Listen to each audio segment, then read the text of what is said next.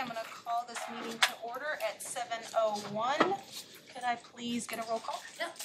John Woodworth. Here. Jack Sapia. Attending. Sue Woodworth. Yes. Katie Newton. Here.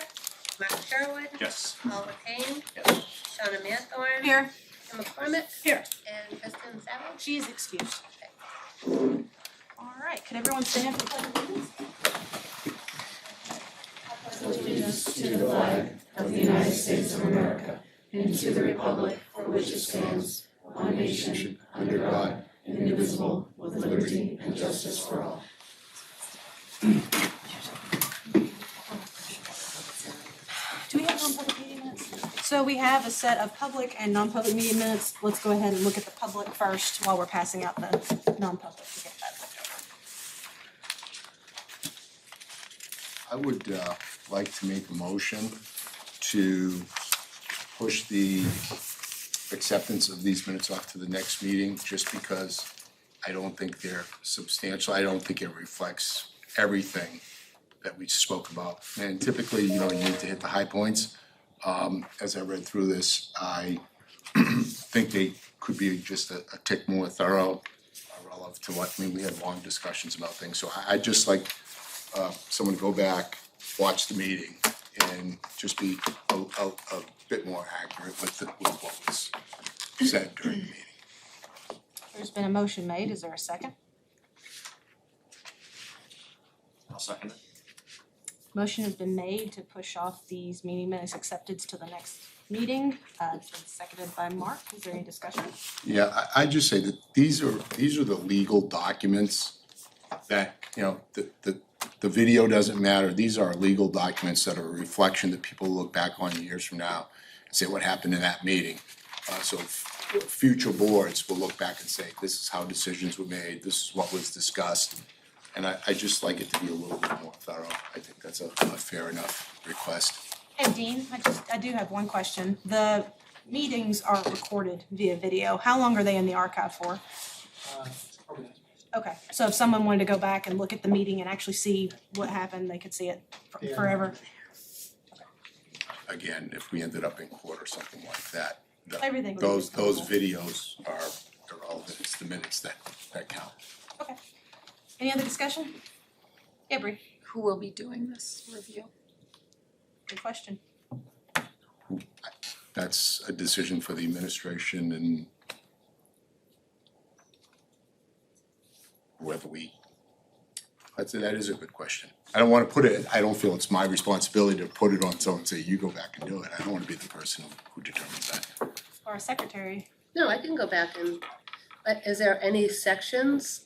Because at the beginning of each of the sets of the minutes, if there is a note. Minutes typically, and I've been a selectman, I've been here before. I'm well aware of minutes. Yeah, minutes should just hit. Hey Jack, let her finish. The motions especially need to be accurate, because it's usually the motions, if someone's questioning, the vote of the board, the minutes have to be very detailed and accurate. But I'm more than happy to go back and if you want to tell me where you would like me to add more detail. I don't want to touch I don't want to touch that. What I want to say is certain things are highlighted in these minutes, and it was and then there was further discussion. Just some snippets of the different various points of view would be, I think, fair, and I don't want you to go back and do a whole rewrite what happened in the meeting, just the high points. That's typically how minutes are. I can do that. I'm happy to do that. Any other discussion? Yes, thank you. Any other discussion? I had a question, will we have the drafts available on the website before that, since I was reading and it sounded like 5 days we should be having them on the website? Can you speak up and ask your question again? Are we gonna have the drafts You got available? Are we going to have the drafts available on the website? I was reading this packet actually, and it said that we should be having the minutes available 5 days after meetings. So you're saying have these minutes up on there until In the the meantime. other ones In draft form. in draft form? Draft. Yep, we can do that. Any other discussion? All those in favor? Opposed? And abstained. Oh, I should abstain. You wanna abstain? I wasn't at that meeting, Okay, so I should so abstain. yeah, you should abstain. So 1, 2, 3, 4, 5. Did you say? So 5, 4, and 3 abstentions. Okay. Now we do have a set of non-public meeting minutes that we need to look at.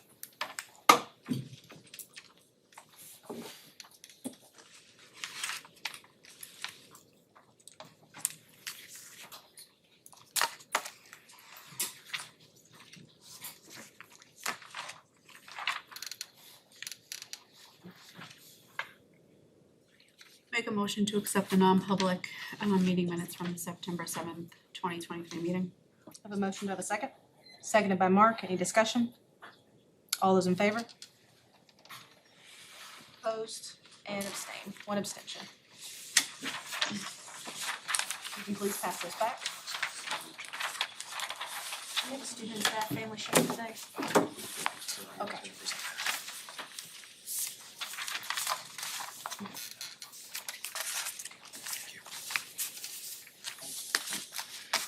We do not have student staff and family share, so we will move on to delegates and individuals.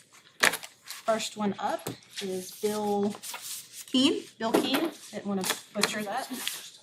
I already filled that out because I was told if I was gonna speak, I had to fill it out, and I said, I don't know if I'm gonna speak, so I need to hear what is being said about that before I say anything, so. Well, this is the time for delegates and individuals. That policy will not be discussed today. We're actually gonna, in policy, we're gonna talk about the workshop and when it's gonna be set, which will be October the 2nd. So my understanding is that, And again, this is a time for you to be able to speak. Unfortunately, the board does not gauge back and forth with you. that it's gonna be difficult to speak if, in order to clarify information for me to speak upon. So it's my understanding that the school is looking to charge the nonprofit Timber Lane Tornadoes for the use of the field. Is that a correct statement? We do have a current policy for field usage, which has charges and stuff on it. And right now, that policy has been suspended. So currently, no, the tornadoes are not being charged. But we are looking to look at that policy on October the 2nd for a workshop. So what I would caution the board is not to be penny wise and pound foolish. I work for a nonprofit. So I'm the COO for New Hampshire Federal Credit Union, and I know budgets every year and how I squeeze every penny I can. But there are some things that you can do, and there's some things that you should do. And this isn't one that you should do. So the value that this program provides to the town and to the community are well worth the effort of whatever the school provides. You talk about the court system, the police system. This is what you want the kids involved in. This is what, you don't want kids involved in the street. This is something positive, and I think it's a small price to pay for the school to support that. Thank you very much. Thank you.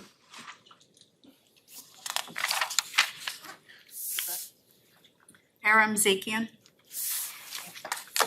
Forgive me if I pronounced your name wrong. You did so good with that name. That's why I heard it. That's my job. No, like it's just like an awkwardness every time somebody calls my name. You did a really nice job. I wish there was more of you in my life. We'll give you more time. I know I'm on script. I'm gonna try to keep it brief. Go ahead. Good evening. I appreciate the opportunity to address the board. I'm here to voice concern and opposition to consideration being given to revising the use of facility policy that's currently or was until recently in place. A change to the use of facility policy provides an unnecessary financial hurdle to access facilities that were voted on, paid for, and maintained by taxpayers with the understanding that they'd be available. A change in this policy is an indication that some of us lack a true understanding of the role that the schoolhouse can and should play in our community. Every afternoon, hundreds of our students return to their school campuses to participate in youth programs. Many, but not all, are sports programs. To cite one example, on most nights, you'll find 150 or so of our district students in grades 2 through 8 practicing tackle football in the fields behind the middle school. In addition to the tackle teams, on most afternoons on the same fields, you'll find students participating in flag football and soccer. An endless list of other activities occur in auditoriums, fields, cafeterias across our districts, as it should be. Like I said, hundreds of our students are here, after school, back on our grounds, where they're safe, supervised, identifying passions and hobbies, honing skills, and improving themselves. This district needs to do everything it can to encourage our youngest and most vulnerable populations to identify and participate in meaningful activities. These activities help our youngest community members see the schoolhouse as a benefit rather than a burden. In addition, football, like all other district-wide sports and activities, brings a regional school district together into one cohesive unit. Without these programs, we jeopardize the sense of community that these programs build. We can't jeopardize our foundation. To speak plainly, we, and specifically this board, have more significant challenges to discuss. Our district's test scores are lacking. We're not holding our own when compared to our neighbors. We regularly open the school year with teaching vacancies. Despite what you hear on the national news, there's no teacher shortage in New England. Look, I'm more worried about why we're failing to retain and attract staff to our district. Right now, we have classrooms being led by non-certified teachers and others led by substitutes. We've lacked consistent leadership in our schools since I moved to town in 2008. The list goes on. We have real problems. Nonprofits using our fields just isn't one of them. That's why we built them. Instead of chipping away at one of our corners of community, I urge you to consider ways that you can support after-school programs rather than impose additional challenges. You have that power. Thank you.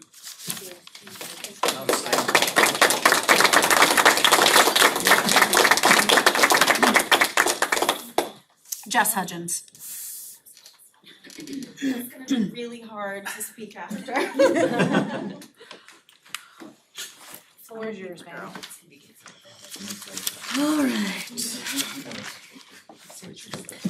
All right, hi everybody. Thank you for being opening to listening, trying to understand where we're coming from. My name is Jess Hudgens. I am a Sandton resident. I've been involved with the Timberland Tornadoes for about 9 years. First as a parent, then as a coach, then the last few years as director of cheer. I stepped down after last season as director from cheer because this really started as a fight last year. More than I had time for. Practice space, gym use. I just want to give I really appreciate Jess Susie. In the past couple years, she's really worked hard to try to give us space on the calendar that's legit so I can, be with my cheerleaders and say, no, we're allowed to be here. But she has offered multiple just help. I'll forever be grateful for her help and expertise with use of facility forms, which we have used a lot of. And getting us on the calendar. I know that's not an easy task. But I guess my only question, and I know you guys don't have to answer, but is why? Why now? Why this time? And really what changed? I have been on the TJFC board of directors for years now, and a few of those years as meeting minute taker secretary, working hand in hand with others, but including our treasurer. This has never been on an agenda, a bill, budgeted for. What changed? Why did this come up this way? This is definitely not a getting something for nothing mentality, as some people have mentioned. This is everything. This is our community. These are our children, our students, our future owls, and also our taxpayers. TJFC is a nonprofit organization, and it is catered to the athletes in our district. The only cheer and football program now that's available to the district. I could continue, but what I'm mostly here to say is this. We are your feeder program.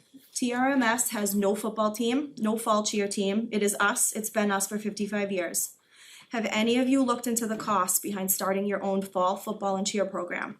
Have you thought about the kids that may not be able to play if prices increase due to the district charging for things that are already there and in place? Grounds, fields, gym space, custodians. I ask you as a taxpayer in this district, as a TJFC coach and a board member, but mainly as a mom, think this over. What does it accomplish? What's the end game here, and where do you draw the line with this? Are you going to charge for walking the track, tennis courts, porta potty use? I know it might sound silly, but we could really get nitty gritty. I'm here to speak for our youngest athletes, your youngest athletes. Please just do the right thing. I am so proud to be a part of this program, and I hope that you will all see that just what an asset to the community this is and has been. Thank you.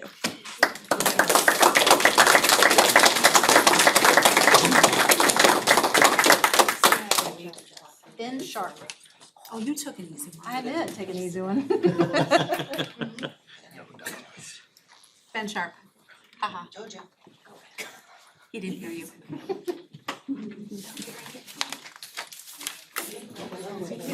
Hi, board. I'm here to talk on the same subject. I guess I got a helper. Got a co-pilot. So, my name's Ben Sharp. I am the president of Sandown Baseball and Softball. I'm also a board member of Quintown Baseball. I'm a selectman in Sandown, and I'm also on the Sandown Rec Committee. As you can tell, I'm pretty involved with what our kids are available to do in town. I know Sandown Baseball doesn't use a lot of the Timberlane facilities, but I'm here to support the other groups that do. We do use Central Field, which is not maintained by Timberlane, which I think is appalling. And we do all the maintenance to that. It's over $1,000 a year usually. And saying that, would we be charged for using a field that we have to do maintenance on? I don't know. That's something that the board would have to figure out if you go forward with this crazy idea. It's absolutely a shame that, I have to spend my Thursday coming down here to plead with the board to not charge our youth in this district to use the fields that we pay taxes on. We built them, we paid for them, and we should really be able to use them. I don't see why not. And charging a group like Sandown T-ball, that we keep at a minimum of $50 per kid to use Central Field, to add another $10, $20 on registration fees, I don't know what the cost would be. But that's not, we try to get these kids in young and to use stuff, and overcharging, for the use of fields is, I think it's a shame that we all even have to be here to discuss this. And I'm just in support with the Tornadoes and Cheer and all the other groups that are using our fields, and we shouldn't be charged for them. So that's my side. What do you say, Will? Yeah?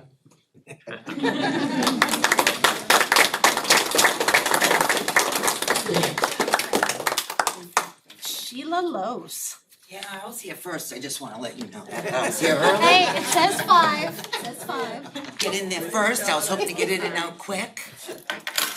Alright, guys, I'm here for the kids. I knew Jack would love that line, right? Popular. Very popular. Alright, a lot of people here. I've already said what I wanted to say, but I'm gonna make it really quick and simple. This should never even came here. This whole discussion never should have taken place. There is a reason, like Mark Sherwood said on Facebook last week, there's a reason why the prior boards ignored it. See, there's a lot more out there. There is absolutely no reason why we should be charging these nonprofits. These are your future athletes that are feeding into your middle school and high school. They don't pop out of the air. These people here, the volunteers, they're the ones that get your athletes. They're already paying for the fields. They're already paying for the maintenance of the fields. And they're paying a lot of money. And they're gonna find out in November it's gonna be even more money. Why are we even looking at it? It makes no sense to me. If I was sitting on the other side, if I was back, I wouldn't have even entertained it. That's the sad part about this, is that it even got opened up.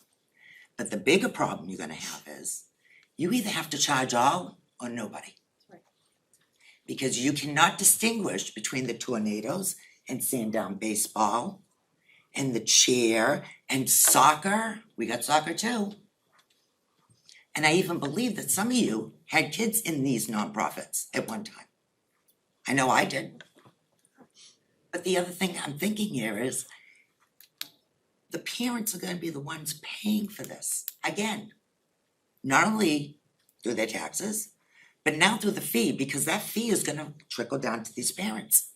How many kids are we gonna push out of a sport?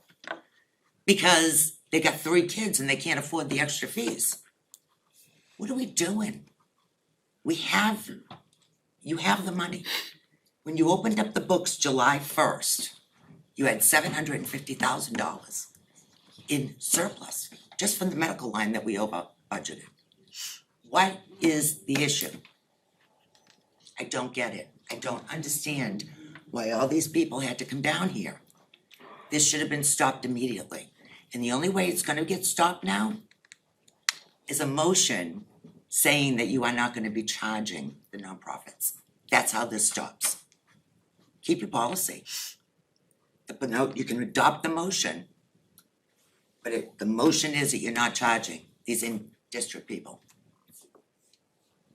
You're leaving it up to us, and no offense, Justin, but you've only been here a couple of years, Not even a couple years. okay? You don't Feels live in it though. district, we don't know the history here, and who makes that ultimate decision? There's a lot of history with these people and these groups, and I just don't wanna see that die out. Thank you for timing me, Lil. I was timing It's usually everybody, not my just job. you. It was usually my job.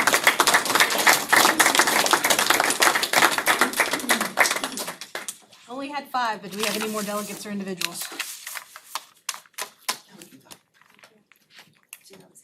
Alright. Seeing that there is none. Can I please get a motion to move the rest of the 18 minutes for delegates and individuals to the end of the meeting? So moved. Moved by Jack, do I have a second? Second. Second by Shauna, any discussion? All those in favor? Opposed and abstained. Okay. Next is student representative, and I believe he is off for a soccer game today, and Sorry, I don't mean to be out of order. I wanna thank the athletes that came in today for being very kind and courteous. Thank you for coming and being kind and courteous at a meeting. You're welcome. Thank you so much. You guys gonna win this weekend? Of course they are. That was important to say. That was impressive. videos.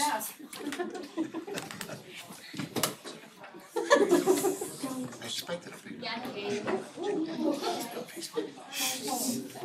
I know. Go, we're good. Sorry about that. Just thought it was important to acknowledge them.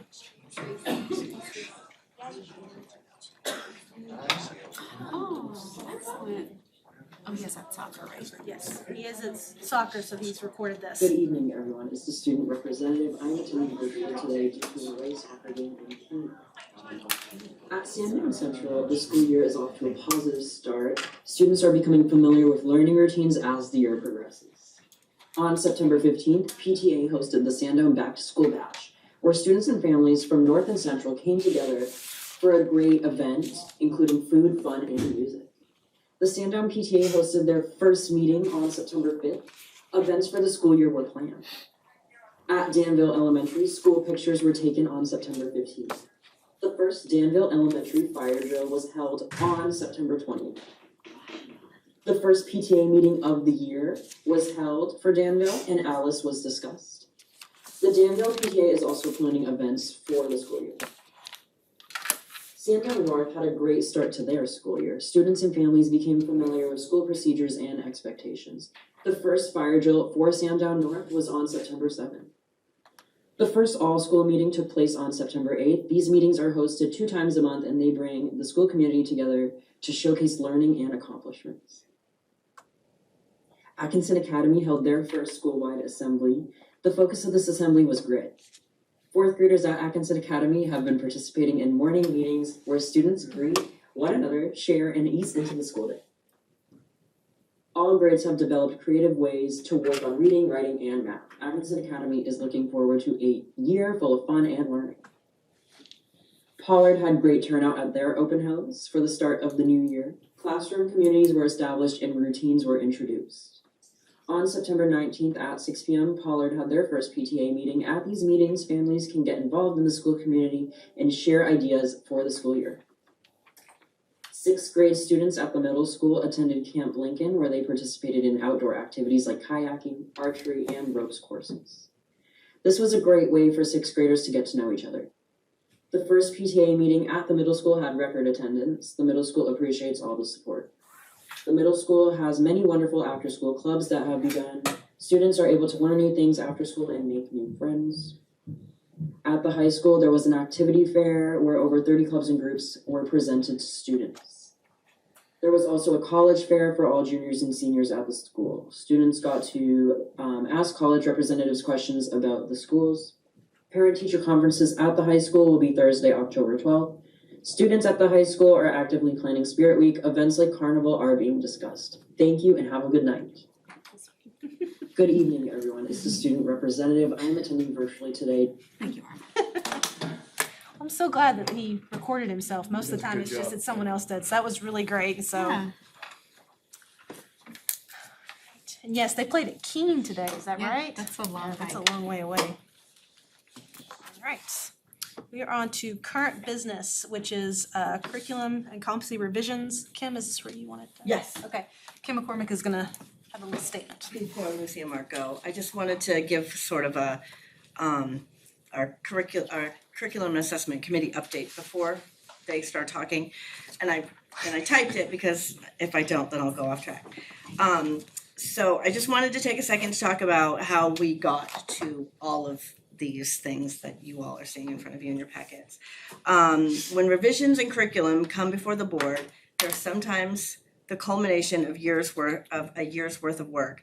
The teachers that are in the classroom understand what they are teaching, and they're the ones that have to get it across to the students. Sometimes they feel like there could be more streamlined ways to get the same information across, or they feel like students need more skill building in certain areas. Those teachers meet with curriculum coordinators and work in PLCs or committees with their colleagues. Mark and Jen and Lucy and ultimately Sandy.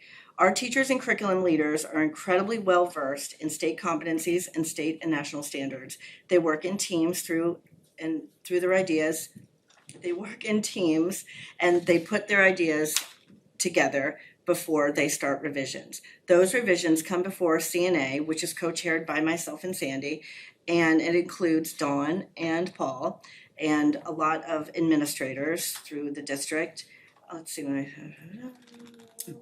and then, let's see, those revisions. The revisions are presented to CNA and reviewed and discussed. We will sometimes take an entire meeting for one revision.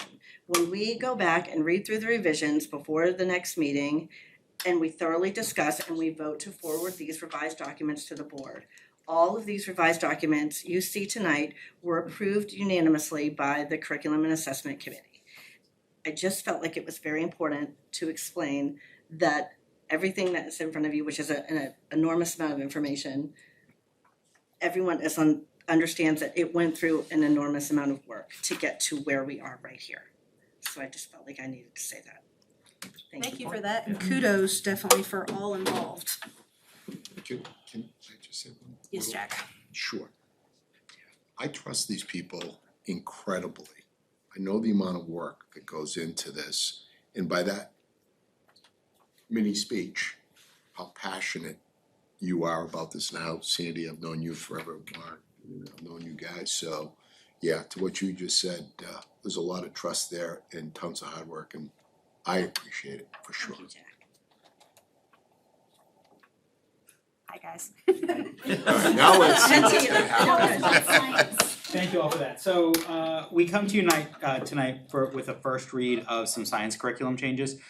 So just to remind the board and those watching at home, we do a first read and a second read. So tonight is typically that first read where we present, and really it's just giving you that information for you to look at, and then we come back at the next board meeting for that second read. Which is more of that approval. So there was a lot of work. The teachers are the ones who are doing this work. They're doing the work in the classroom, and then when they see places where they can offer some changes, they come to us, and they're really the ones doing this work to make those changes. So I just want to publicly thank all those teachers who are not only doing the work, but then offering to make these changes and work in their summer, work after school.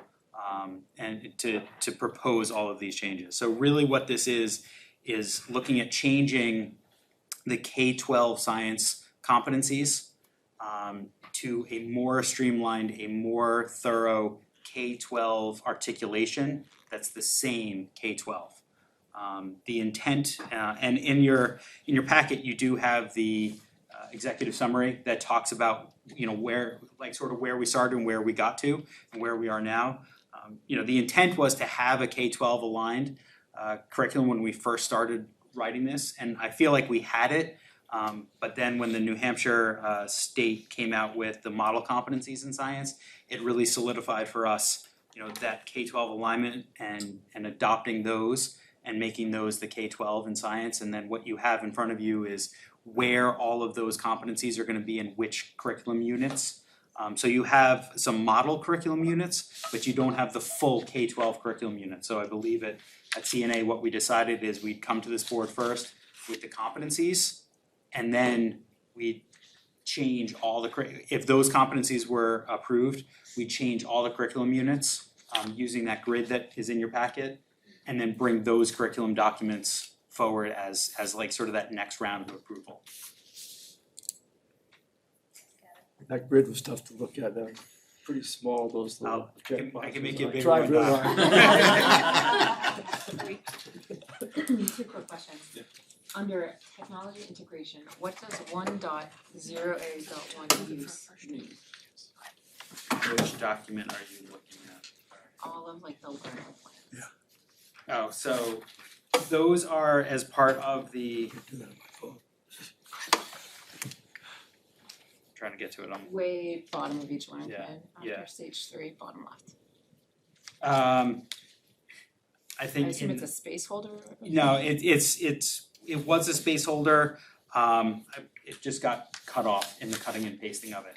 You know, that lesson or the stage 3 of those curriculum documents are the lesson planning stages. Mhm. Really, the ones that are out there for public consumption are really just that stage 1, which is the curriculum, and then stage 2 is the assessment, stage 3 is the lesson plans. That's for the teachers to use, so yes, that one little section was a placeholder that in the cutting and pasting process got cut off, but in the curriculum documents that get approved and publicly displayed, it's just that stage 1.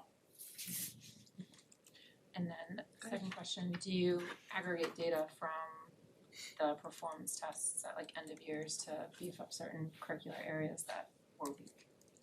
So New Hampshire SAS or our own internal, or either or? Any. So the short answer to that is yes. You know, we at the high school, we have common assessments for midterms and finals, so we look at that data over the summer. The common assessments are also linked to the competencies, so we can, and with reporting on competencies in the backside of Power School, we can run reports out of Power School and look at how kids are doing on those competencies.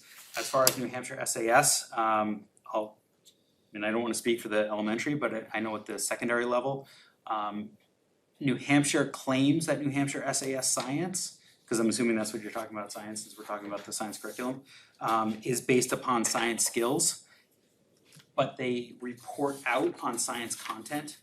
And so it's really hard to look at that because one year it might say, your kids didn't know anything about sharks. Because that's what the question was, content driven about sharks. And so the report that we get says your kids didn't know anything about sharks. So then, all right, well, we're supposed to teach about sharks. And then the following year it says your kids didn't know anything about butterflies. So it's like the reports, to be honest with you, the reports that we get from the state aren't as helpful as I'd like because they say that the test is on skills that this curriculum is based upon. But then the reports that we get from the state are based on content. So it's kind of chasing something that really doesn't exist and changes every year. Just to answer from the elementary, so part of this work this summer for elementary, as we changed the competencies, was really to hone in on what are the performance expectations of that unit and create some I can statements. And now teachers are going into each domain area in the trimester that they teach it and creating a new assessment that meets those I can statements. And so I imagine that those will flow and adapt as we move forward over the year and years to continue to meet our needs as we trial them out. I do think that the curriculum, as displayed, shows pretty much what kids are expected to know and then what their skills are, what they can do. So it's pretty clear, the connection is very obvious, you know, and I think that all the basis of it, you know, your standards and whatnot, are also very, you know, easy to link. So, I think it's very well done.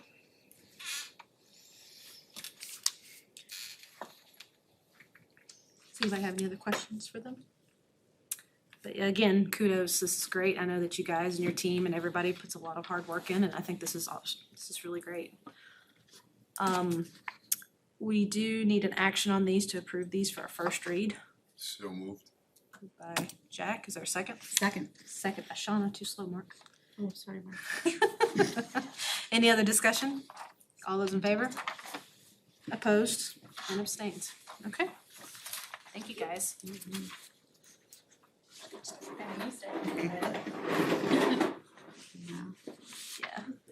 Social studies. No, thank you.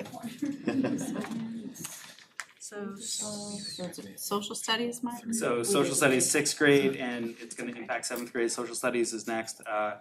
Ms. Jem Hopek couldn't be here tonight to present on this, but you have her executive summary in your packet and the curriculum documents that go with that. Just like in science, just like with all of our curriculum areas, you know, teachers are the ones teaching this, and they see places where they feel like improvements can be made, and this is one of them. And so what you have is some sort of shifting around, if you will, with some of the units in sixth and seventh grade social studies curriculum. You know, again, we're competency focused, and so the competencies aren't lost. There's really no curriculum that is completely thrown out. It's just rearranged where it is, and feeling like we can sort of do a better job at making sure that all these skills are taught, how they're taught, and some of this content is taught by just doing these simple sort of rearrangements, if you will. So again, it's a first read. Went through curriculum and assessment, and now it's presented to you all. But again, it's that, you know, first read. I'll come back, and you know, if Jen's available, she might be able to come back because she was the one that worked really closely with the teachers on this work. So, does anybody have any questions for the 6-7 social studies? Yeah, go ahead, Bree. Sorry, I don't know if you're gonna be able to answer this. But do they ever get student-driven topics where they're teaching that skill set but building competency in an area that is interesting to them versus a prearranged selection? yeah, so we encourage all of our teachers to really be student focused, and you know, I mean, there are some content that we have to get through, but sometimes there's that opportunity within that content for student choice and voice, and we really encourage that. So we try to balance the two. I think, you know, we have some teachers that are really good at it, and obviously some content areas such as, you know, English, where you can have a student choice, choice for a book, is almost easier, if you will. But there is a lot of opportunity with projects and assessments, and you know, the way that kids are demonstrating those skills sometimes to have a lot of student voice and choice, even though the content might be, say, Egypt, there might be different ways that kids are doing their projects in that, and so that's where that student voice and choice comes through in, say, a social studies curriculum. Does that answer your question, Brick? Any other questions on the social studies curriculum revision for 6 and 7? Okay. I believe our motion we originally made covered all three of them, so. Oh, did it? Yeah, but if you wanna go ahead and talk about the math one. All right. So We trust in you. Okay, thank you, I appreciate that. You know, just, I'll just briefly just comment on the math one. Again, it's teachers who are teaching that, teaching those classes really felt strongly that there's some competency changes need to be made. Jen put together a really impressive color-coded, you know, way to show how those competencies change. And really what it boiled down to is there was, in a number of math classes, there were, say, 4 or 5 competencies that overlapped, and they did a really good job at combining those where need be. And so in your packet, you do have a color-coded version. Jen was way more eloquent than I can ever be at explaining how, you know, the teachers came up with that, and then Jen put that together in that color-coding system. But it's those, you know, teachers who are the ones doing this work, finding ways and discovering that there's better ways to do things, and saying, hey, we need to make a change. And the way that we believe in our curriculum and believe in teaching here is that the teachers are the ones who know the best, and you know, they have a voice in the curriculum that they're teaching.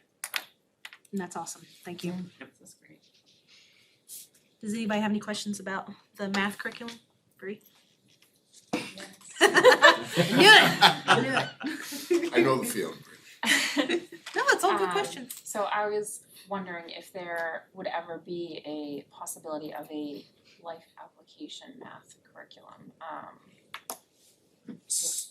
Go. Yeah, so we do have life skills math, which is really for a population of students that is they're not taking the traditional math classes.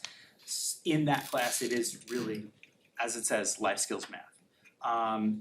We try to incorporate real life applications of math in all of our courses. We try. Some of them, obviously calculus, you're not getting a real life application in calculus every day.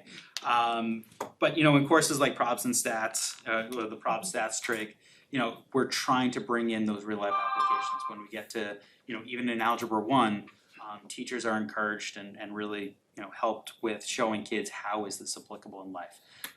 But to your question about a specific class just focused on pure life skills math, there's not necessarily just a class just like that at, say the CCP or the accelerated level. Sorry, we have topics in math still, right? Are we running that currently? I don't know if we're running that currently. That one has some units in it that are designed more around banking, right, some more functional, right, direct, to your point. It depends on registration and signups as to whether or not courses run, because it is an elective. But that one, when it was originally designed, was designed for that purpose, right, so.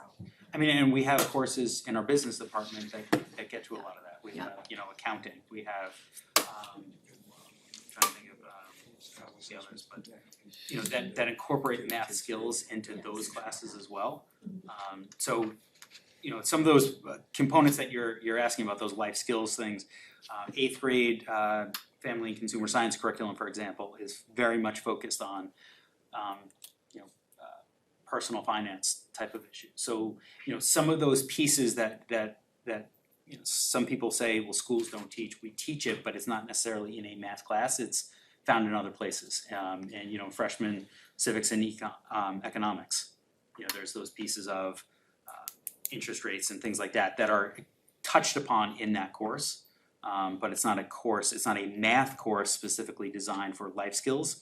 We try to put it in other places as well. Any other questions? Okay, thank you. Thank you. Much. Next is policies. So we have a few for first read and second read. So we'll go over our first read ones first. Policy FEH, supervision of construction, added section D. And section D, just for the people at home, it states that for construction or reconstruction projects of $1 million or more, the clerk of the works must hold the qualifications and title and perform the services responsibility of a project manager as determined by the New Hampshire Department of Education, in addition to all of the responsibilities of the clerk of the works as outlined in this policy. Additionally, the project manager shall hold his or her own comprehensive liability and auto insurance, workers' compensation coverage, and professional liability coverage. And then I believe we redacted some as well, and it says policy GDR was repealed by the Timberlake Regional School Board on, and then it doesn't say. Just repealed. Yeah, Bree, go ahead. I think we should remove the his or her and just put there. Where at? At the bottom? Second line to the bottom line. Okay.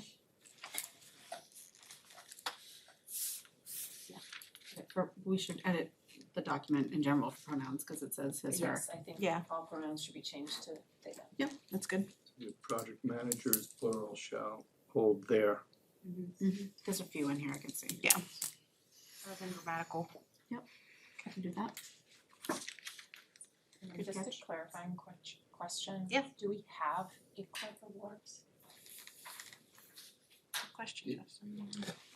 I think like indicate, if you're doing a project, I think it's fair to say that EEI would, even though they're the contractor, they're the engineers, we have backup engineers for them.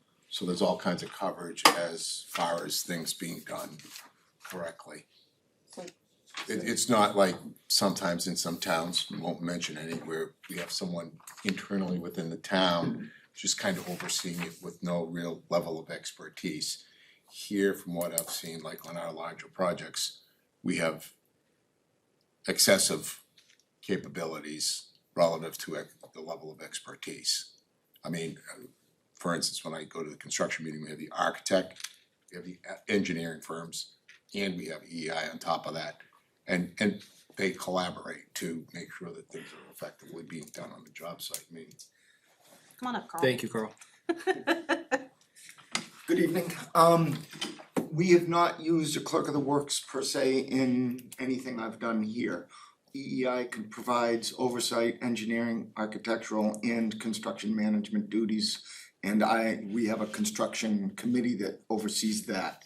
So we haven't used one here. If we were gonna do a building project, I would think we would then wanna hire a clerk of the works to manage all that as well. If we weren't gonna use EEI, if we were just going out to bid, that's when we'd have a clerk of the works come on early, be part of the process of designing the buildings and making sure that everything's done properly.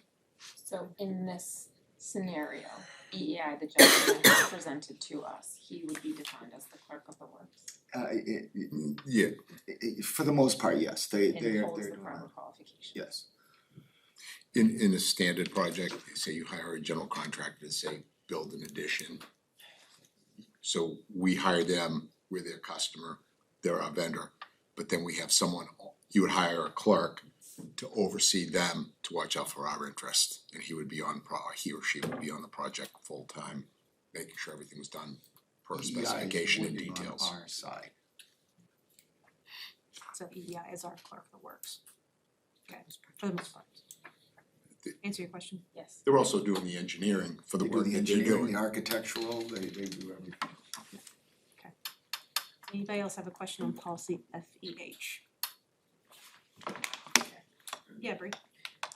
Would I believe it's a $5,000 minimum needs to come before the board, is that an accurate statement? 30,000. 30,000. Would this clerk of the work be held to that also? That's a good question. They'd be contract labor. Probably should have just stayed up here. They so it depends on what they would be charging. Usually it's a percentage of the project that they charge for a fee when you hire a clerk of the works, so. I just meant on any decision they make. I don't think so, because it's a specific project that was already approved. I think the 5,000 is like if we wanted to go, like somebody wanted to buy something, it would have, and it went over that, then it'd have to come here to get approved. It's like an extra layer. Right? Yeah, accurate. Is this something Maria's new? not here. Is this something new? Wasn't here during this discussion. What's the question? Talking apples and oranges. Yeah, it's One not- one is a purchase, we would Yeah. be hiring a service. Okay. Yeah. Or just went above and beyond the service, Correct. It's then it would qualify, or no? I think it's, no, two different things. two different things, yeah. I see what you're trying to say, but yeah, it's two You said different things. exactly what I was gonna say. Wow. That's, I go home and Exactly to the think T. twice about life. That says more about you than it does about him, I'm afraid. I can't believe you just admitted that. Okay, that's FEH. Okay. Alright, so the next one is GDR, which is work rules for staff, and it's been recommended to repeal because this one is considered obsolete. Then we also have policy BEDG, which is minutes, and the difference in it is that it's been replaced with the New Hampshire School Board Association's policy, which reflects the 2021 amendments to RSA 91-A:3, which we are currently following those anyways, following the rules and regulations. But we felt the NHSBA policy was more thorough, It was more thorough. so we Yeah. opted to replace it. Right, but we were already doing everything Yes. that thoroughness had said. The next policy for First Read is IHBA, which is Programs for Pupils with Disabilities, which is new language added in the last paragraph to reflect the 2022 School Board 394 and HB 1513 language. Bree, did you have a question? More of a comment, sorry, on the Yeah, go ahead. BEDG, Yes. just that was where I got that should be posted 5 days, even in Yes. draft form from, and I couldn't find this, like last meeting's minutes on the website. Oh, okay. Like this week, so I felt we weren't following up. Yes, correct, that part, yes. Good comment, it's good. And if I could Yeah, ask go a ahead, question George. that as well, if I'm reading that properly, committees that are board committees, for example, CIP, Mhm. should indeed be taking minutes and posting them as well. See, That's how I read that. all of our committees All should be of them should be. taking minutes. Yes, and do those all also fall under the 5-day note of publication? I'll investigate that side of it. Yeah, Yeah. that's a good question. No, it's good, but all of our committees should absolutely be taking And I don't think we've been Policy is posting, almost I don't think we've been posting at all. Did you? Do we? So, well, I know No one's your Emma's looking at me as co-chair of CNA. Yes, we post, some of our committees are actually posting minutes on SharePoint, yes.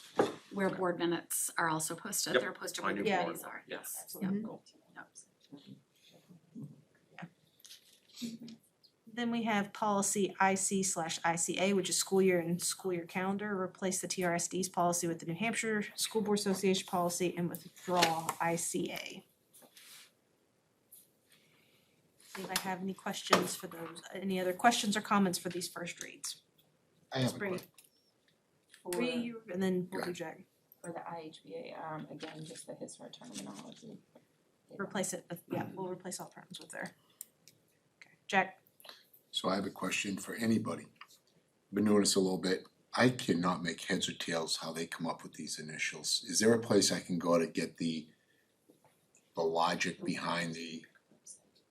The website, Timberland website, it says like facilities and that's where they get like the F from and then it's like, okay, now it's this some grounds and that's where they get the G from and now it's It this. just seems so So that's what I have. convoluted. It probably started out easy and then keep just added to it. It blows me away. Thank you. Okay. I'll go find it. Could I get a motion to accept these for first read? So moved. Can I get a second? Second. Second by Shauna. Any other discussion? All those in favor? Opposed and abstain, 8-0-0. All right, second read. First policy is IIB, which is class size. Were you wanting to speak to this? Sure, I can. You have an executive summary in your packet relative to policy IIB.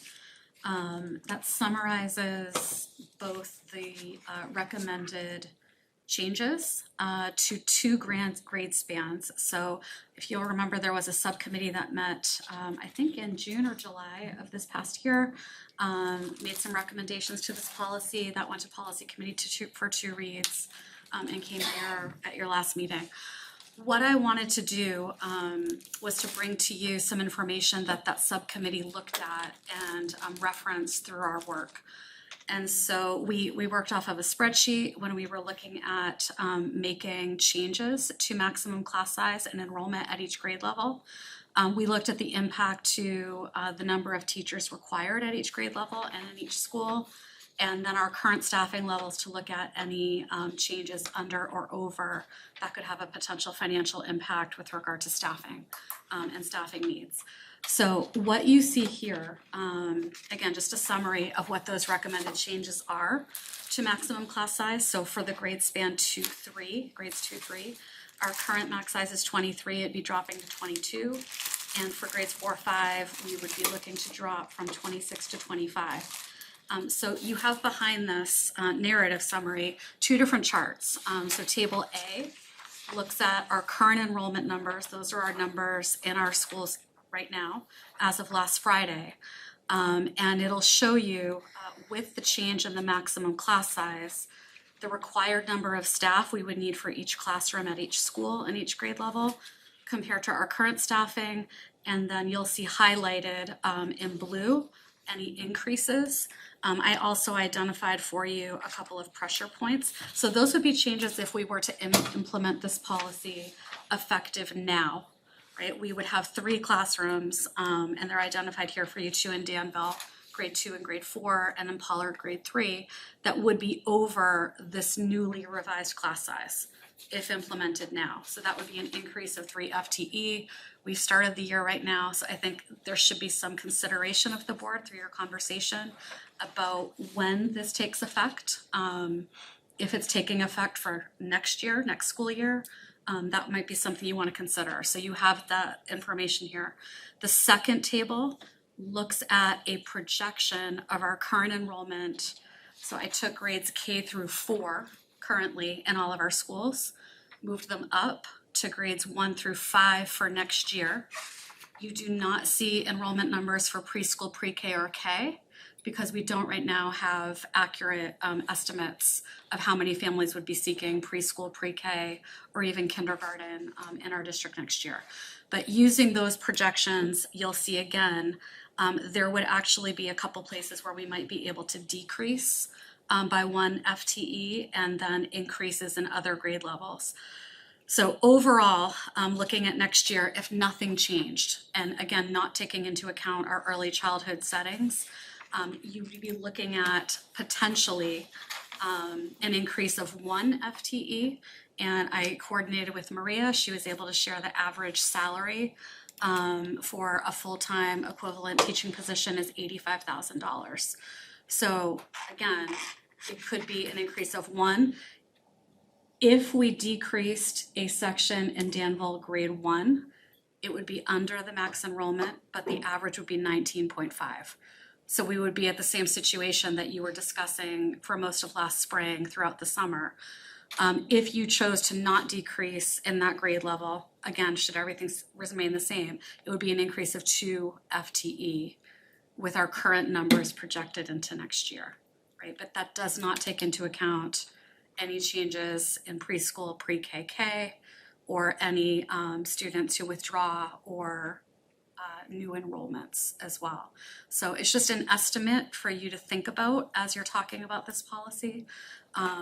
Something that we talked about extensively in our subcommittee was the potential financial impact in budgeting, which is why we wanted to bring it here this fall prior to the operational budget, right, being moved forward to the voters, so that if there were any required changes to staffing, we could get those built into the budget, present them to the budget committee, and bring it to the voters. So, you know, the timeline as you're talking about these things, it is connected directly to our budgeting process right now. So just wanted you to have that in your minds as you're thinking about these things, so.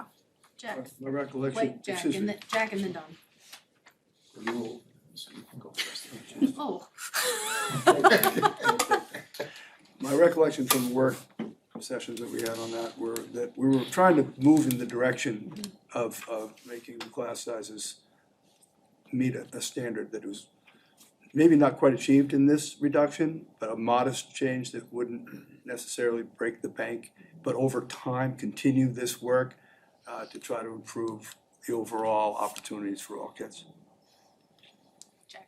So, this is always a confusing issue for me. Sandy, nice work by the subcommittee. So I think everyone's for smaller class sizes. I think everyone agrees with that you get more out of it. But then what we hear is that reducing the class by 1 really, as far as the effectiveness of the teaching goes, is really up to the teacher. We've heard that. And if, say, we hire an extra teacher, does that mean that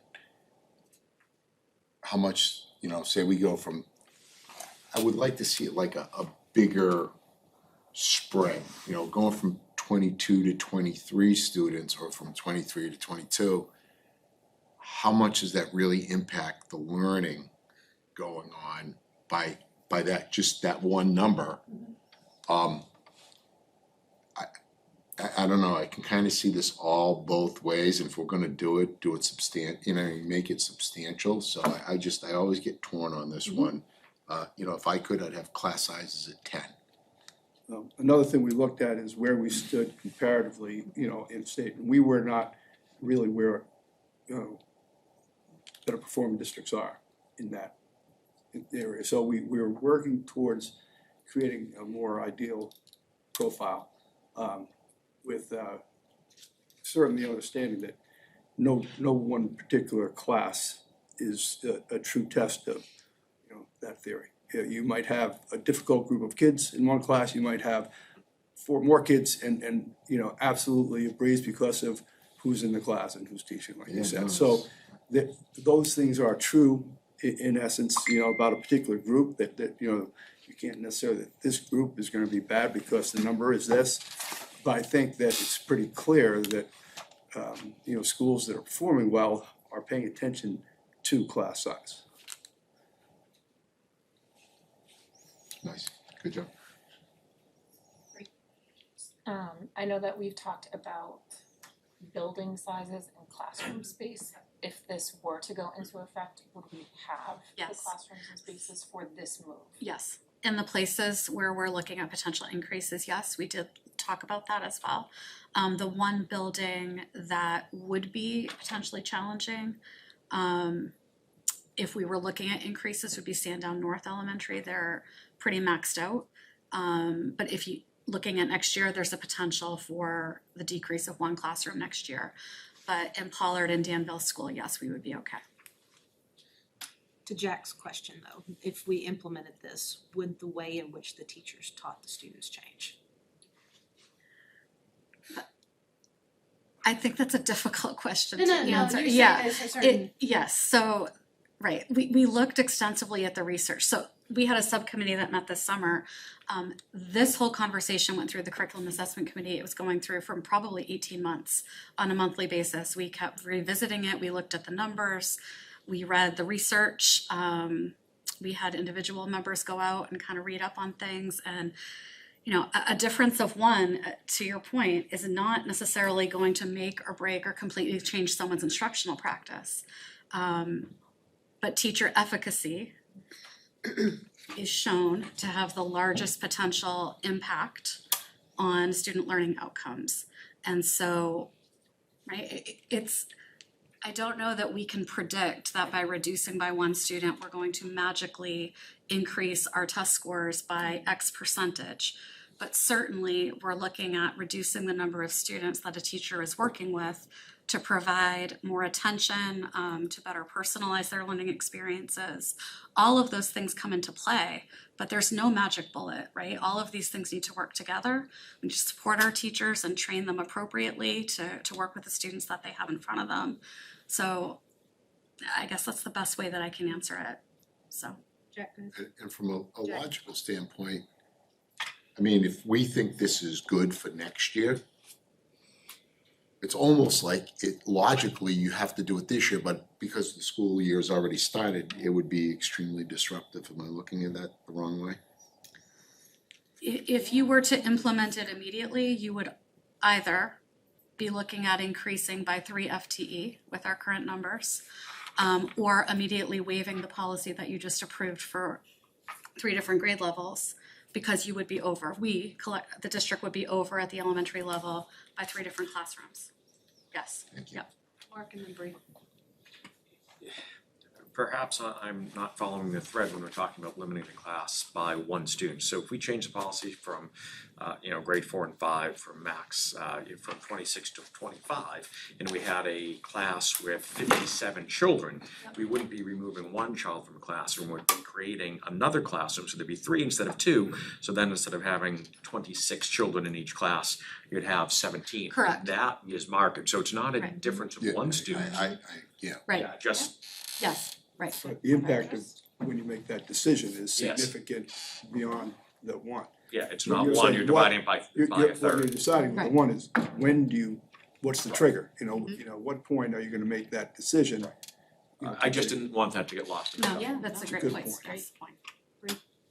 I was part of the subcommittee, so I just also wanna say we looked at, again, schools around us, their class sizes, we compared and we did try to shift closer in alignment with them. Also for staff retention and staff availability for our students, because again, that, I know we're just talking one extra student, or as we just saw, maybe 5 or 6, that's assessments every week, that's communications with the parents, that is talking to principals and IEPs and everything like that, that adds up when you just add that one more student on. And if I am accepting a nice new teacher contract and they say, well, you could have 5 less kids over here, that weighs into the decision. So I think, again, this is a start to shift into a nice area. If we did not approve this though, we can always waive our policy, right? Like I know it's got the max number on it right now of like, hey, you can't go past 25. And if we get a class that we're like, look, that's way too many, we need a third to kind of split that up, we could waive our policy and. You could, I think, yes. However, we were in a similar situation this past spring and summer. And where the budgeting process, right, I think needs to be thought about with that type of situation, because yes, you can waive it. And direct us to explore, right, finding funds, which I think you asked us to do. That's dependent on having any open and vacant positions that are not already allocated, right, for use. And at this point, we do not have any available to us right now in our operational budget. So, right, we would just have to think about where is that funding coming from if you are waiving the policy. That's all. Go ahead, Sean. Given, I was also on the subcommittee. Given the thought of being fiscally responsible and allowing for administration to plan in an appropriate amount of time, and also in the constraints of our current budget and planning for the next budget, I mean, I feel as though the board should consider, if we are going to consider implementing this policy, that it should be with the date of next academic year, as not to disrupt and what's currently happening, that for future planning purposes. That's my thought. Jack, go ahead. Then I'll make it short. No. We are here, and I'm glad we're having a lot of education discussion tonight. I know, it's nice. Gentleman said it earlier. We're here to educate students. I think this policy gets us further down the road of being more proficient doing that. Fair enough? Sandy, I look at you because right? So I think we should do everything that we're empowered to do to make it as efficient and as productive as possible for the education of the students. That's, and I hate putting it off for a year, but I that's why I asked the question about it being disruptive. You kind of, right? As much as I'd like to say, well, if it's good enough for next year, it should be good enough for this year. And but- I agree with that too, but in terms of, workload and space and trying to figure out where the actual classrooms are gonna go, and I mean, all of the time that was spent over the summer with our administration and our maintenance people preparing classrooms and spaces and things, I just, wouldn't it be great to say, let's do it tomorrow, but I really think to do it well and to do it right, that Send the staff we need to into it, consider too. next year. It would. Bree? Well, we advised administration to try and locate the students and they could not. So again, I don't think this is gonna happen this year. Fair point. So, but if we do approve this policy, we're looking at a dollar figure of either $85,000 if they remove the Danville position, or $170,000 if the Danville is not removed. Is that correct? Yes, based on the average teacher, yes. Average teacher salary. Salary and Point of benefits. clarification, yes. Forgive me, sorry, I'm clarifying, it's salary and benefits. And That tax includes and- all of yeah. it, yes, that's Right. the full No, package. that is the whole dollar amount. Either we're adding Yes. 85,000 or it's Just want to clarify. 170,000. And taxes. Yes, yep. Okay. All right, does anyone have any more questions on policy IIB for class size? Just a few concluding thoughts. Yeah, go I ahead. think it's great that the board is thinking a little bit about staff health and what that means in terms of retention. I heard some of that. I think that is valuable. I would also want folks thinking about if you move ahead and do this, it is gonna have some impact on some of our schools and in some of our areas. It's not gonna cover the complete picture. So I'd encourage you to look at this as a step toward, and I think Don spoke to it, a larger push to move in a direction that is more equitable across all four of our towns and four of our schools than just doing one stopgap and then stopping there. Because that doesn't move the board, what I'm hearing folks talking about, to a direction that you wanna get to. Two concluding thoughts. You're here. I just know that there was a time when we were growing very, in numbers quite a bit here, and we ended up with modular classrooms, in several places in the district. In high school, we had them in the front and the back of the school, or side of the school and whatnot. And those were, the types of decisions you might end up having to entertain as you create more classes, more classroom, spaces being needed than there are currently available in some buildings. So, if you're looking at associated costs, yeah, there are some.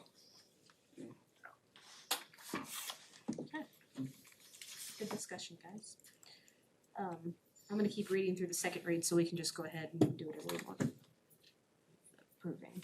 Next one is IKFC, which is graduation of home education students. There was no change since our first read. Been recommended to repeal. This policy is obsolete based on the existence of IHBG, which was revised in 2022.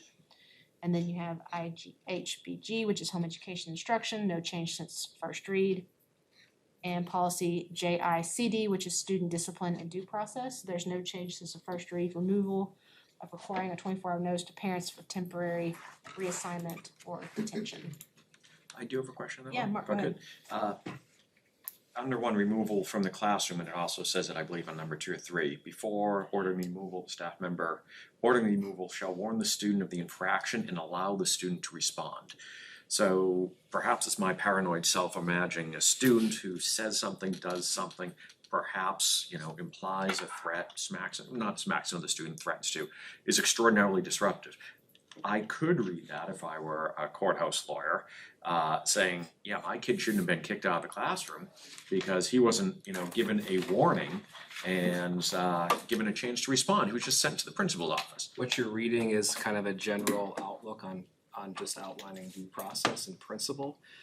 There are many things that would happen in schools that would cause serious concern of bodily injury or health or safety or wellness concerns, that those pieces of due process apply, but just not at that exact moment. We would get there, but there's nothing withholding an administrator from removing a student from the room if they're making a judgment that there is safety, a health, or a wellness piece that's at stake.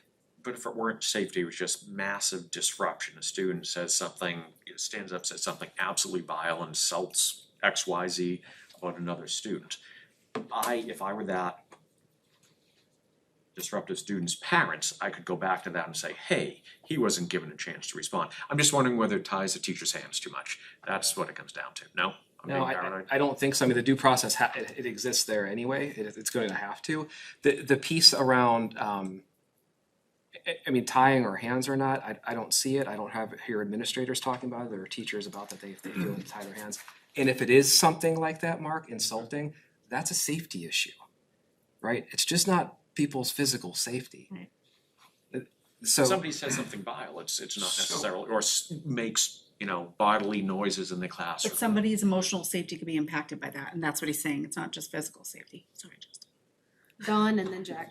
In most situations, what I've encountered over time was that if a person's being removed from a classroom because the teacher is finding it hard to conduct the class because of whatever is going on, and that student ends up in an assistant principal's office, and the due process can happen in that assistant principal's office where they're starting to assess whether there's going to be a consequence beyond that immediate removal and conversation before you get the person back either in the classroom, or spend a little time, processing things before re-engaging, or having to, call a parent and, have them go home, or whatever it might be.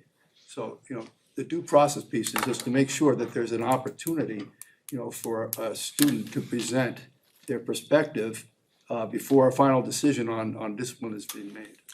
I appreciate that, and I know that's the way it works. That's not the way it's written. Before removing from the classroom, the student has to be given a chance to respond. I'm just making certain that we're not handicapping. And if you haven't seen that, and the teachers and administrators aren't complaining about it, then I'll zip it. Jack? That's not a concern. I doubt you'll ever zip it, but that's another story for another day. Why don't we, sorry. Why don't we just change this to get rid of that last sentence before ordering removal of staff member? Just to say, at some point, the student will be able to represent themselves. I mean, do it so they have due process, but not necessarily before the removal of the class. I mean, look, there's been enough times the referee only sees you hitting the guy and doesn't realize you got hit. I get that.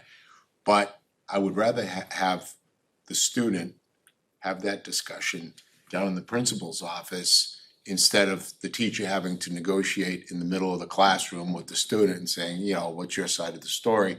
If the student is, so I think that one sentence can be changed to also incorporate some form of due process, but at the discretion of the teacher and the administrator. Just a thought. Maybe we can give it back to, you know, Yeah, the policy group to I don't wanna take a create look an at issue it. where there's not one, but I And- could see. Cause they have administrators on that. Yep. You know, that maybe they can take a look at that. And if it's not a concern, then. And determine whether that's something they're comfortable with. No, cause I see your side, Mark. I see what you're And saying. if I was a problematic parent who, my little angel never does anything bad, and how dare you kick him out of the classroom? He wasn't given his right to respond. I read your policy. You didn't follow it. Now you're picking on my child. Nightmare scenario, but we've all had nightmares. No, but I see what you're saying, cause I mean, it's pretty, I mean, I see what you're saying, Justin, with it, but I mean, there is potential for which way you look at it. Maybe make a motion to bring it back to policy to review and address that. I'll make that motion. That was a question mark. Now it's a period. Okay. There's a whole zip theory down the tubes. Alright, I'll set, so hold on, so you are wanting to make a motion to send policy JICD back to policy committee? Correct. Okay, made by Mark, And just to talk about due process. Yes, and yeah, to talk about due process. to address that. under removal from the classroom. Hold on, Linda, just wait a minute. Yes, for those two, removal from the classroom and, well, yeah, just removal. I'll I'm gonna help you, I'm gonna help you. Thank you. Make a motion to return policy JICD to look at for the removal, the verbiage and the removal of class back to policy committee. That's what I said. I'll second that. And seconded by Jack. And all I'll say to that is, half the people in this room sit on policy, so they know the exact sentence we're talking about and just deal with I it. know, but when we do the back and forth, poor Linda over there, I see her with the eraser, with scratching stuff yeah. out, we gotta be. Okay.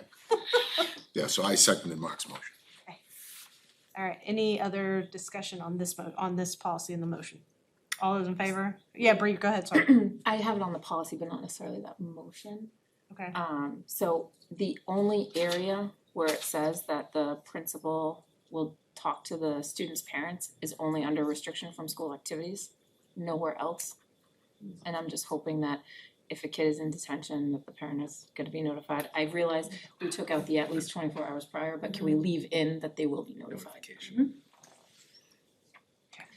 Do I need to make a motion for that, or can I just Well, we tack on? That's why I didn't wanna. Yeah, 'cause it's the second let's- motion. Yeah. That's feedback we can take back to policy.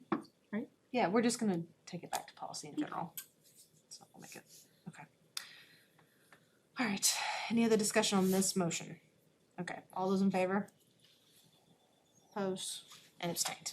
Okay, so that one will go back to policy to look at the verbiage and to keep the Do I have to make a second motion? go ahead, make a second motion so we don't forget. I'd like to make a motion for policy JIC. JICD to look at including verbiage for parent notification in all aspects. Motion's been made, is there a second? Seconded by Jack. Any discussion? All those in favor? Opposed and abstained, okay. Alright, we've got three other, we've already discussed them, but we just have to approve the other three policies for second read.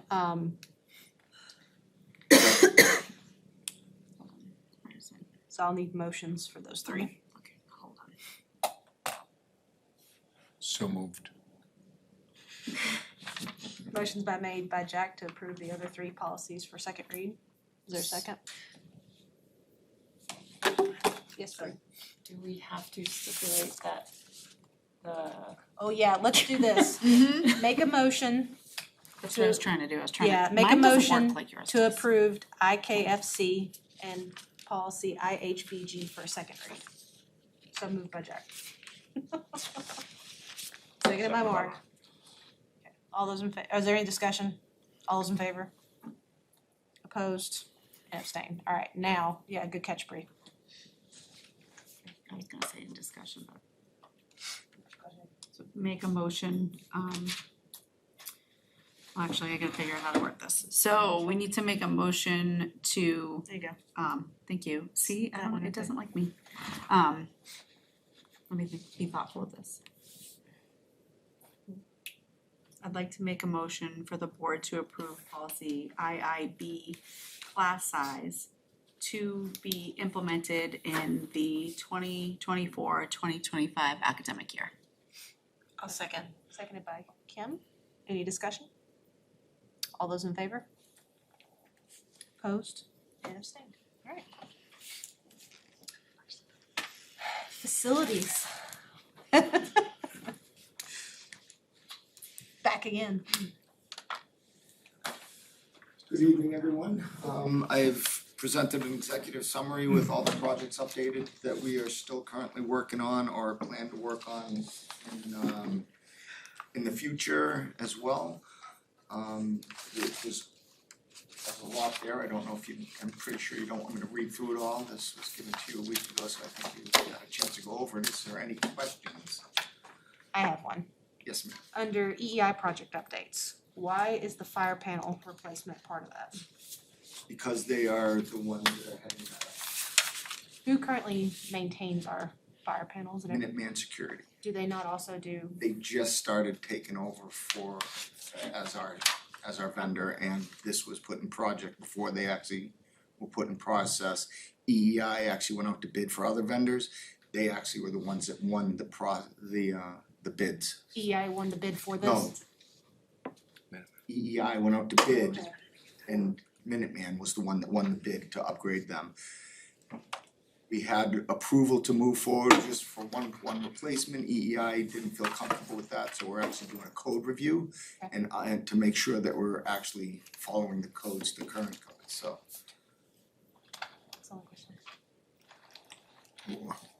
So Go ahead, Jack. I wasn't able to open up my attachments till this morning because they were locked down. So, this is the first time I'm seeing this, Carl, so be patient with me. The artificial turf investigation, the additional athletic fields, who's doing that? That came out of the facilities committee, and I just got it. And just so you know, my wife was supposed to be in surgery for 1 hour, she was in for 8, so 9. So I had more pressing issues at the time. We haven't started it. So that's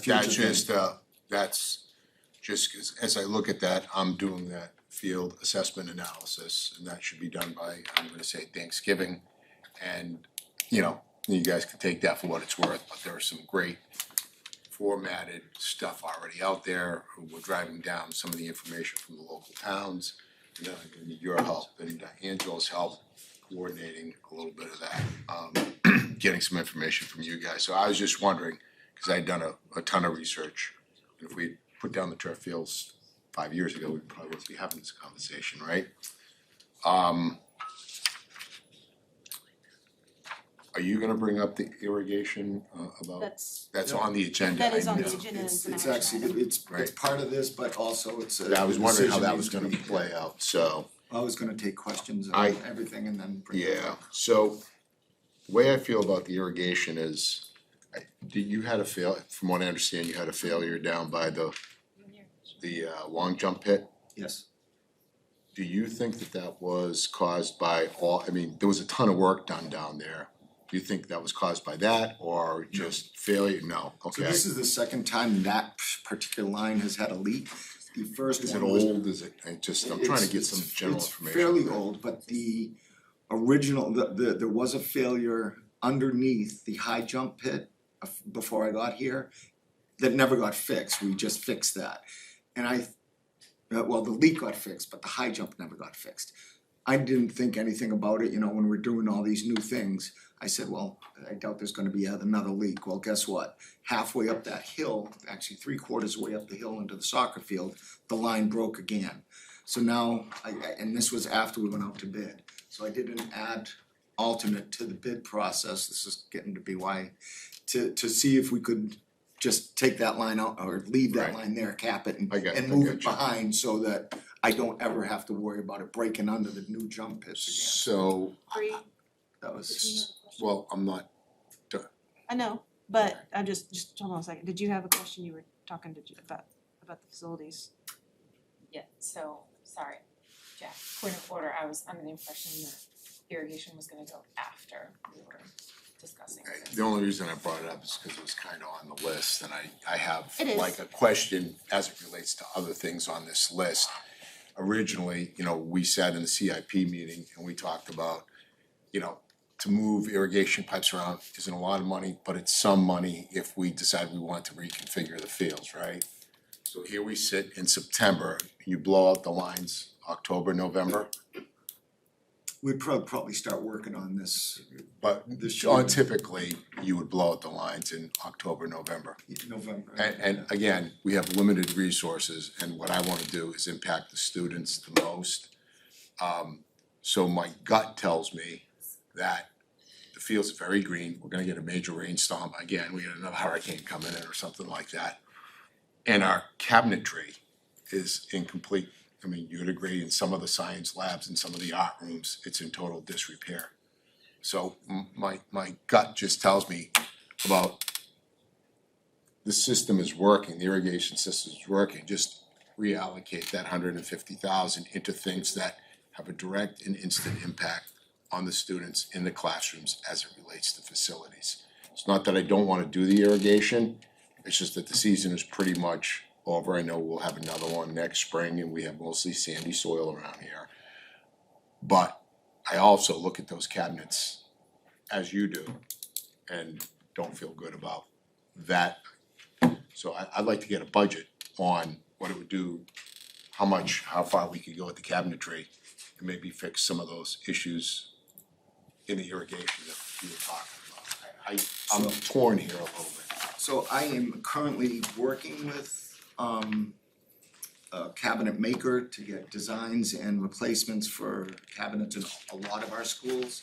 We have some more work to do in the high school. I have a meeting with them next week. But I'm already getting quotes for that. I don't have those yet. I'm not ready to go with that. This is something that we're ready to go with. This is something that is needed. If you remember last summer, the entire campus was pretty much brown because we ran out of water. There was no rain last year. This will address that by putting in a well that will fill up our pond to ensure that we have water on the fields at all times. So how long would it take you to get those numbers for the, and I'm just throwing out one thing, millwork is just, that's one thing.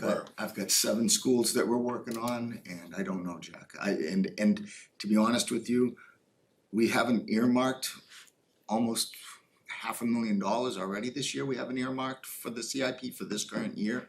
So we could fit cabinets in if we got the chance this year without Again, going back on something that we already decided to go forward with. I think the board, we have buildings that are leaking. I mean, we have an immense amount of work to be done. I'm just wondering where irrigation falls in that. I know you need it, I know it's sandy soil, but again, we need a lot of things, so we're just trying to be strategic about it. $120 million. We got other members who wanna ask questions, so I'm gonna let Kim, then Mark, and then Paul go. So future items being planned, when I look at that and I see several sections are failing and in need of replacement of the Danville roofs.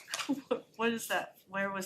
Is that somewhere high in the priority list? It's up there, yes. What happens, like, You get a leak, that's all. You get a leak, we have somebody repair it. Then when you get multiple leaks in it, like we had this year, we had Lambert Roofing Company out there for probably 7 hours the other day, 2 guys repairing all the leaks in the high school.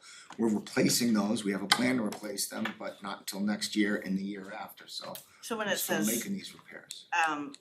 several sections are failing, that's not like If they're not falling in, impending they're doom. no, they're leaking. Okay. They are coming apart easy, seams are breaking apart, tears are being created in them just from old age and. Right, so that I assume is on the list maybe before snow or? Not this year, no, there's no way. You have to do architectural reviews, you have to. Oh, so we're talking about replacing entire yeah, big sections, Yeah, okay. we would put insulation down and make sure it's done right, so it has a 20-year warranty. No. What? Somebody let that raise in. Not you, Carl. Sorry, it's been John. Carl, I Carl, really your am the doorman. nicest person to ask questions. I'm Carl, your doorman. So yes, we have multiple roofs that need to be replaced that are in the process of being I think cleaned out. Atkinson too is. Atkinson, the Belfry, well, They're so we having did, we leaking. did several roofs at Atkinson already. We have an issue coming up with a fairly new roof that I'm investigating and seeing what we can do to address it. We noticed on one of the rainstorms this summer that we had almost 2 inches of water standing on the entire roof. It's only about 5 years old, but again, there was no design, engineering or anything to show the tapering. So the roofers came in and did what they were asked to do, and now we have an issue, so I have to come back and fix that. That's why I like having a planned approach with designing, engineering. New code upgrades on all these roofs now have to be seismic, they have to make sure they can withstand hurricanes. All stuff that needs to be thought of when you're replacing a roof, so yes, they're in the process, they're in the thought process, they're in the queue to get done as time permits. But We you're can't do them all at once. patching them all at this, just until you can. We just patch as we can, yeah. Thank you. Mark?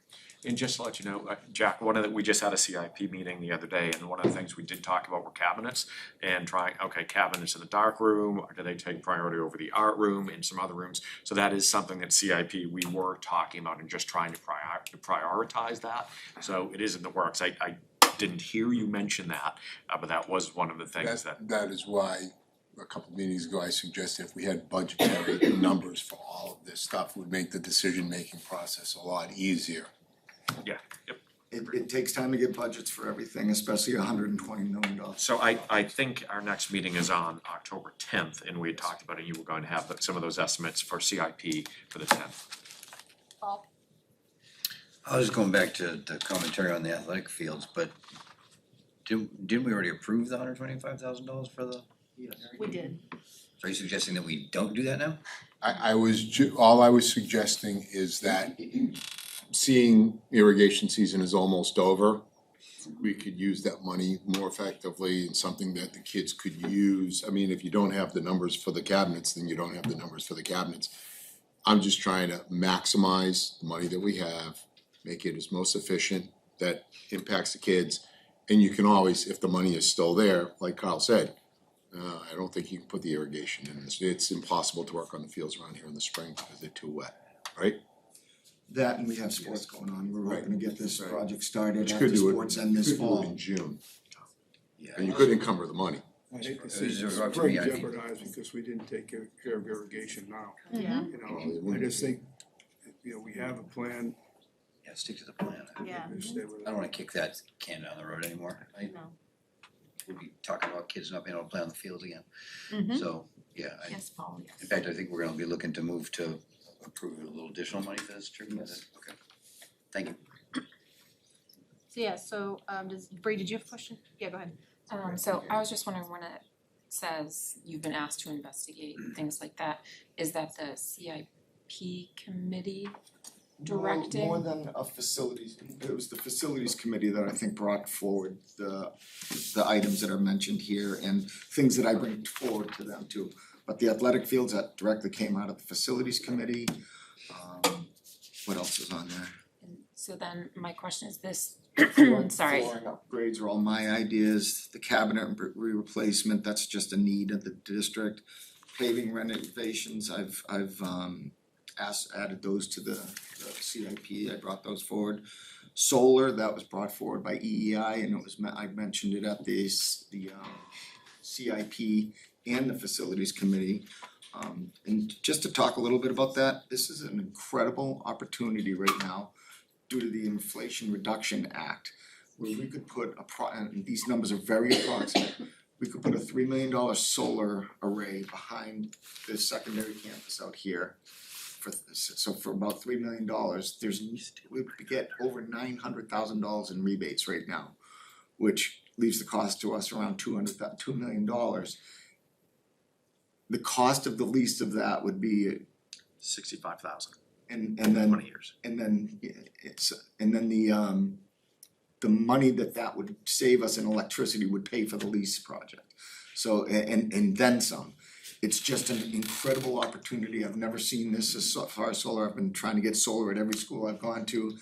This is the first time it really makes sense to look at doing it, so. Am I right or wrong saying that it would generate revenue of $100,000, was it a month? I think No, was it was the, like $20,000. $221,000 annual savings. I don't have the numbers in front of me. I took notes, I listened. So it's absolutely the right time to do it.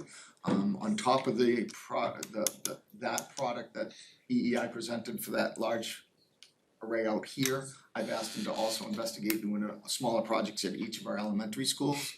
So that hopefully at some point we could be cost negative on all our schools for all our electricity. It's just, I've never seen an opportunity like this. I don't know how long it's gonna last.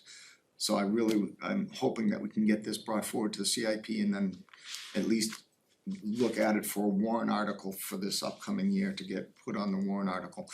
And if we did a performance contract, which EEI is known for, we can actually get them to guarantee that we will see the savings that they're saying we're gonna see, and if we don't, they pay for the difference. That's what's unique about this performance contract, so it's a win-win situation. I'm not a Green New Deal type of person, but I've never seen an opportunity like this before in my life. Jack is, Sorry. I'd have to agree oh with. wait, she's not done, cause it's related to her question, go ahead.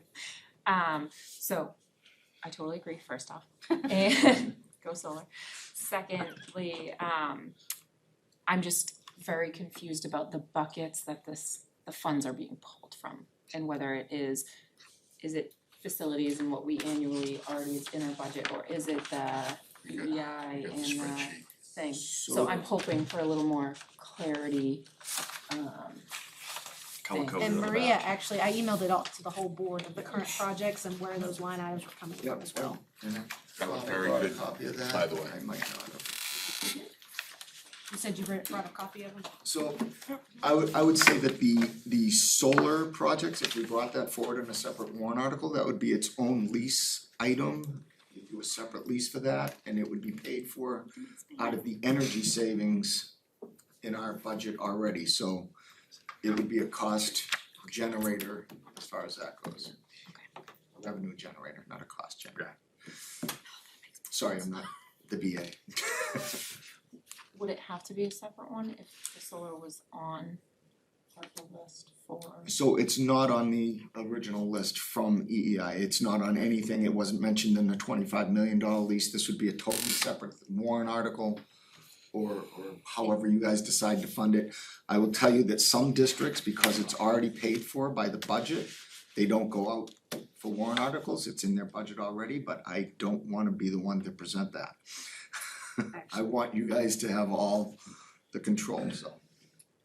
Jet, did I you? just, as it speaks to the solar, that's really a no-brainer.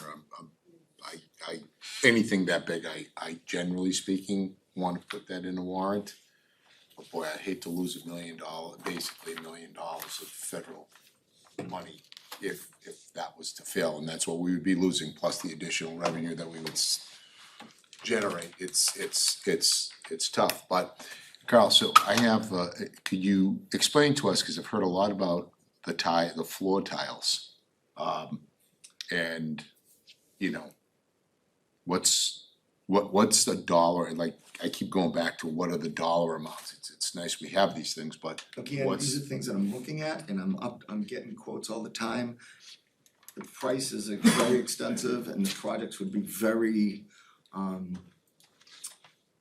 difficult to accomplish.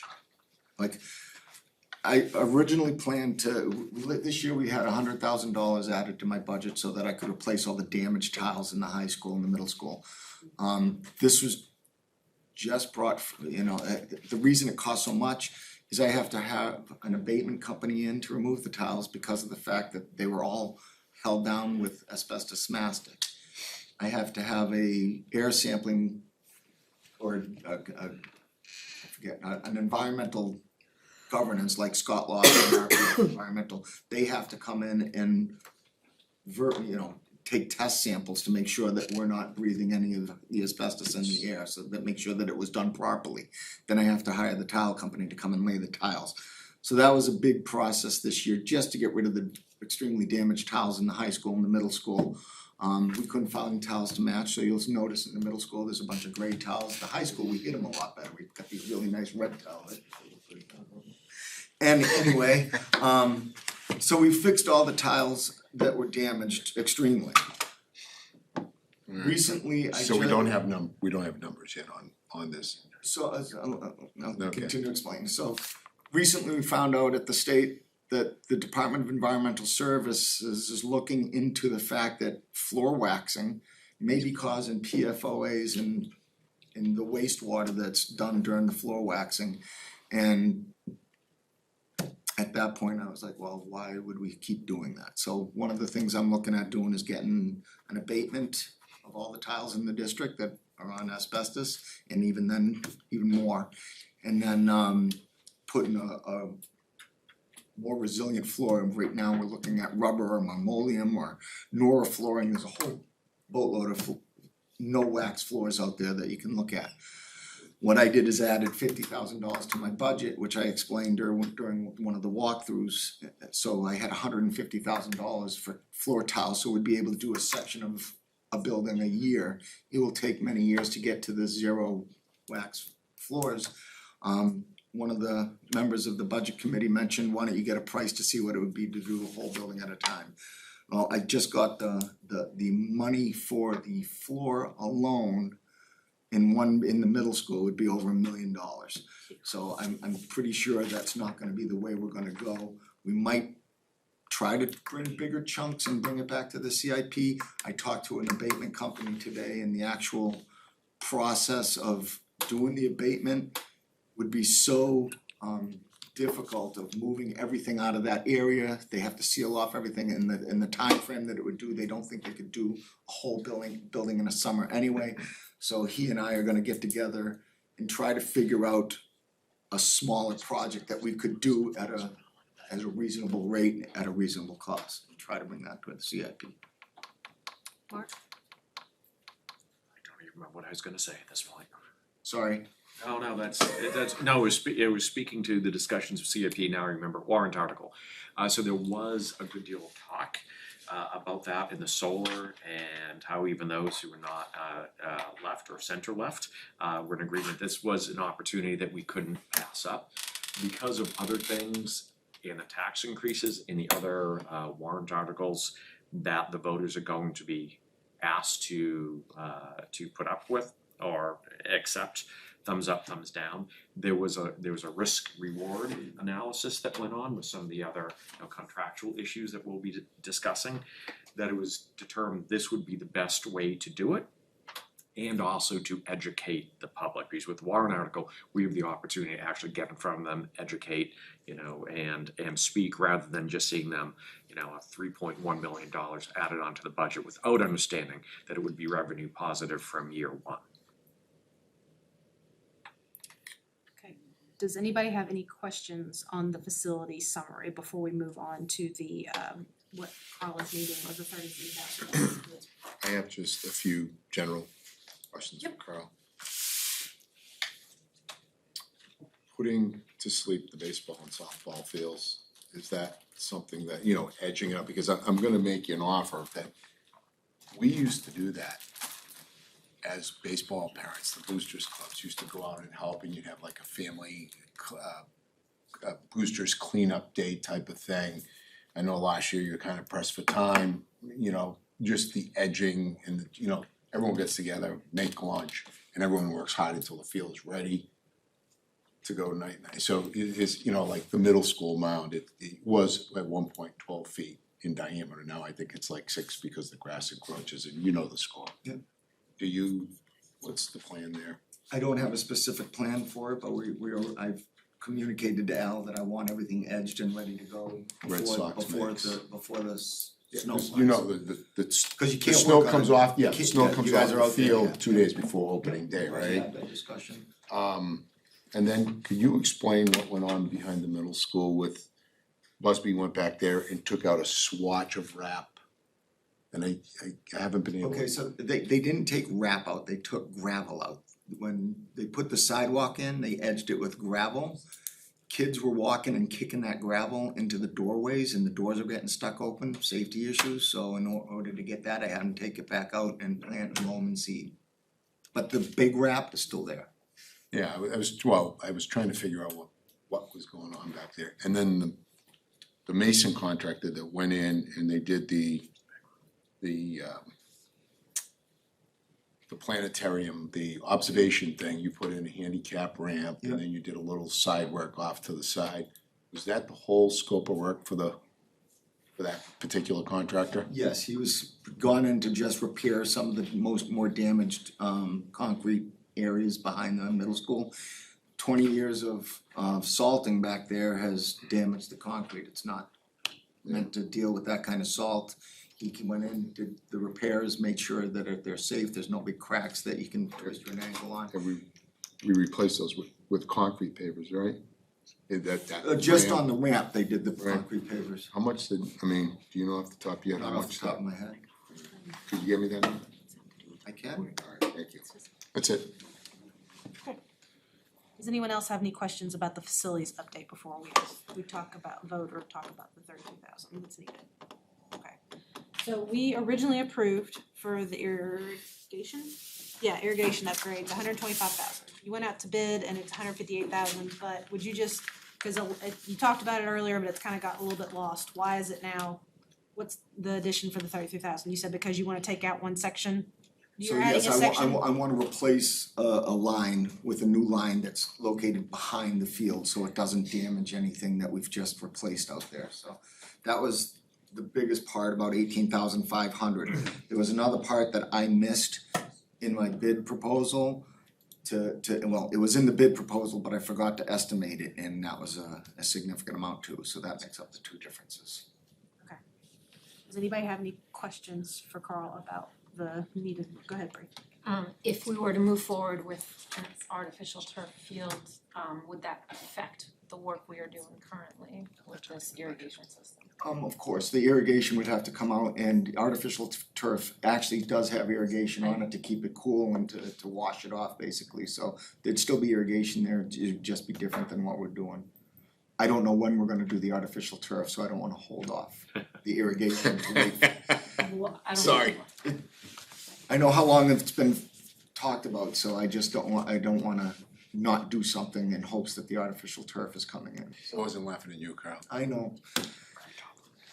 I guess my concern is that we do $160,000 of work and then 60 of it isn't good because. The significance is not gonna be $60,000 worth, it would come out, even if we do a renovation on a field, the irrigation would come out and then be put back down as part of the project. You wouldn't be losing it, it would just be reused at that point. The heads would all be still good, just needs to be lifted up when I do the grading, so no matter what you had down, it would still be ripped up and put down no matter what field we're renovating.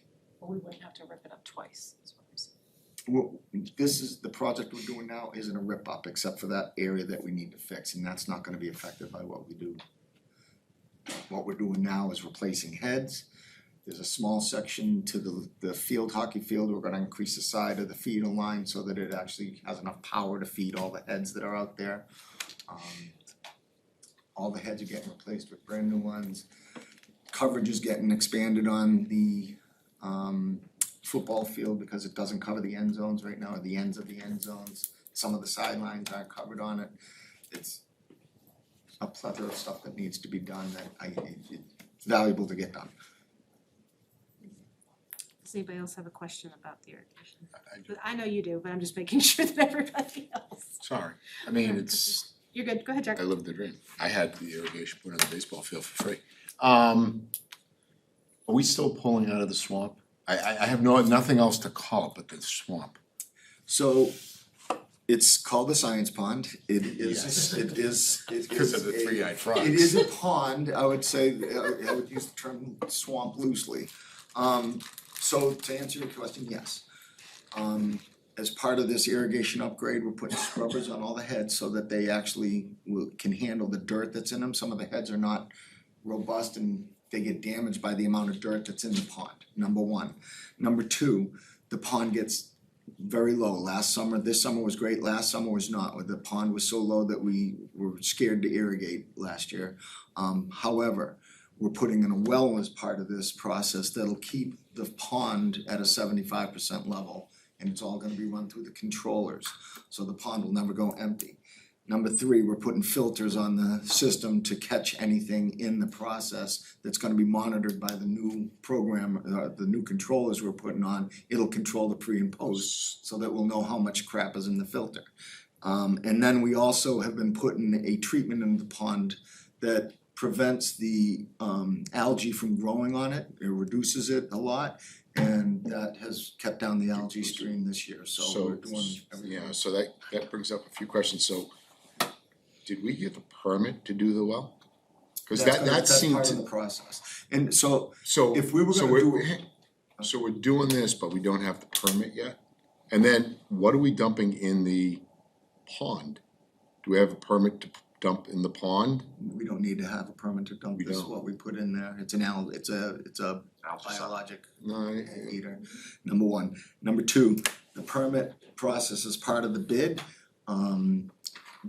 So if we were gonna put a well in to run our irrigation, we would definitely need permits because of the amount of water that we use on our fields. This one would be running at such a slow rate that it doesn't need a permit because it's just feeding, only feeds when it's low and feeds at a slow enough rate that it won't. the reason why I asked that question is because we had done a whole study and we looked at putting in 4 wells, we looked at putting in cisterns. There was, I mean, I think it was an $80,000 study, and don't hold me to that number. But there were all kinds of issues around putting in wells, and that was kinda, not only was it cost prohibitive, but it was gonna take us forever to get the permitting done. So that's why I asked that question. I almost wanna go back and find that meeting where that was presented to us, cause it was quite informative, because we have other, what's the word I wanna look for? We have other concerns in the region, other people we have to play nice with in the sandbox, for lack of a better term. So, Any permit will be done by the company that won the bid. what happens if the permit fails? And I guess we wouldn't put in a well, but the amount of water that this will be using is negligible compared to what the irrigation system does, cause it would be a very slow process that it would run. It would only run when the system's down below 75% and only run till the pond is 75%. It's not trying to fill it, it's not trying to feed the irrigation, it's a very slow running. And I know when you first got here, I asked you if you had, and you couldn't find the actual proposal. Have you ever find that? The one With the that, cause and all that stuff? I have not found that, I heard of it. That's not on you, Even that's. Jerry Dow even mentioned it to me Yeah. and yeah, no. Alright. There's a lot of things I can't find. Sorry, do we have a cost estimate on the filter replacement and how quickly the pond's gonna go through that? No, and I don't think it's, don't correct me, I'm not gonna say, no, I don't. I'm gonna say that I think it's one of those filters just wash off and put back in, I think that's what it is, but I can definitely find out, but it's not gonna be a major expense. Your budget can handle it. Well, Alright, try. Just one more. yeah, Don, go question. ahead, go ahead. It's just a matter of the grant, the ESS grant, is that phase one the only? The ESSER grant, yes, that's the only thing that facilities took off the ESSER grant since I've been here, was the HVAC upgrades at the middle school.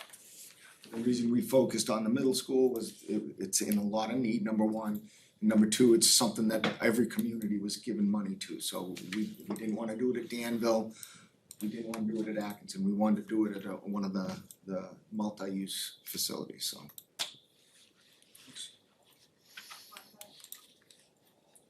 I'll make a motion to approve those additional funds. I'll second it. Motion's been made by Mark, seconded by Paul to approve $33,000 additional.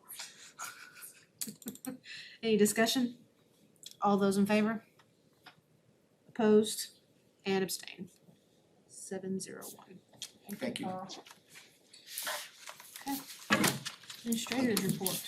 Hey, Sandy and I have a couple of things to share with you, folks, tonight. I think I'm gonna do maybe 4 things. 3 of them will have to do with people, and then we'll talk a little bit about a community event we just held this past week at the PAC. So big thing coming up next Wednesday, we have the retirement celebration. We have 3 years, the retirees that Timberlane's gonna honor here locally. We got about 50 plus invitations sent out to folks that have retired. So some of these folks have taught more than 40 years, and I just think it's good to echo out, like, these are the people that mentored me when I came into the profession 20 years ago, that were in the midst of their education and their work, and now they're on their way out, and it just speaks to this huge resource that is leaving school districts. So I think one of the things we're thinking about on strategic plan that I wanted to present to the board tonight is, how do we continue to tap some of these people when they go into retirement? And as much as we want them to enjoy that stuff, there's a great many that also want to continue to participate in the good work at whatever level that flexibly that they're going to be able to. So I think it's a good resource that we want to continue to look into, and I'm looking forward to meeting them and talking with them next Wednesday. Angelo had shared 2 kind of cool pieces of information with a current staff member and a former staff member. A gentleman named Mark Bean has taught at the high school for 25 years. He was honored by NHIAA for his commitment, the duration, kind of the progress he has made over there. And also retired teacher Mim Ryan was inducted into their Hall of Fame. Oh, awesome. For her work in field hockey, and really for Angelo's comments, like really modeling programs that have been adopted across the state. So 2 huge accolades for folks that work directly with our kids on the field, so wanted to recognize them. And also, we're a little remiss by this point, we wanted to welcome John Santoro as the chief of police over in Plastow. He started a little bit ago, but he's made some awesome efforts out to the school district. We've had some FaceTime together twice over that time, and just talking more about how that police department will stay invested and visible and participating with us on school campuses. So welcome John to the community, and I look forward to continuing to work with him. This past week, and we spent the month of Alice attending PTA meetings across the district to talk about Alice. We had some good participation. You know, many of those meetings had 20 or 30 families there, and then we just had a recycled kind of bit of that, but a larger session this past week at the PAC. We had about 30 or 40 folks in attendance that ranged from staff to administrators to families, and we had about 40 or 50 people online. And we just engaged with those folks for about an hour. Talked about the resources, showed them some resources that kids will start looking at in classrooms next week. But again, just really stress the point that Alice is not some packaged program that is hit a button and is implemented. It is really a way of thinking about how to respond and preparing yourselves when we do. So the feedback was really, really good, and I just want to encourage people listening that if you continue to have questions or if things come up as your child is learning about this in schools, please reach out to your school administration, please reach out to us here at the SAU. It's an ongoing conversation with people about their safety as we move forward. So it's not a one and done thing. We'll continue to talk about it and present it with you. I just have a couple of things, both pertain to staff and some staff development. So one thing that you may not be aware of, we have a ropes course actually on our campus here. It was built through some grant funding, I think back in 2019. I'm looking at Mr. Patterson, 2019 we think. So with that grant came some preliminary training.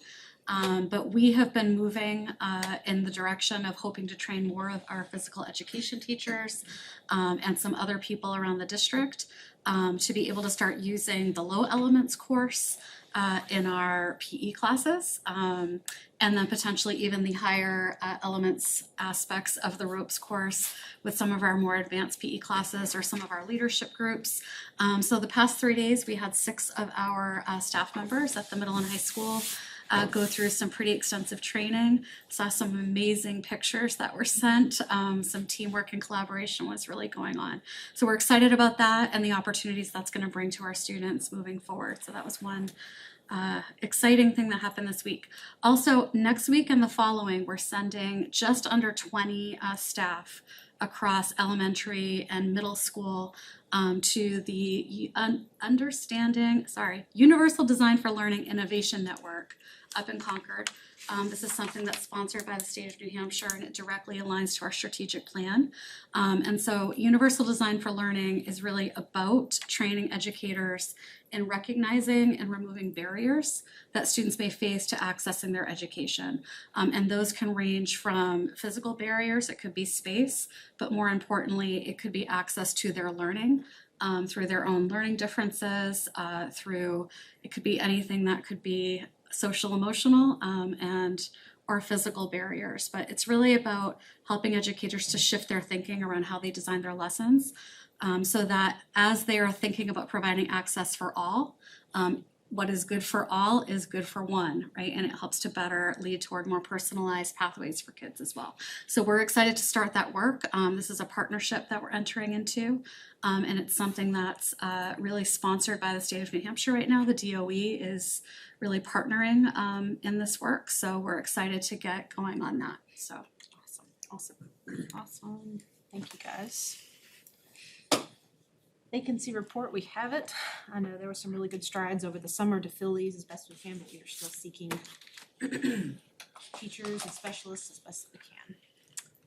Does anybody have any questions about the vacancy report? Okay.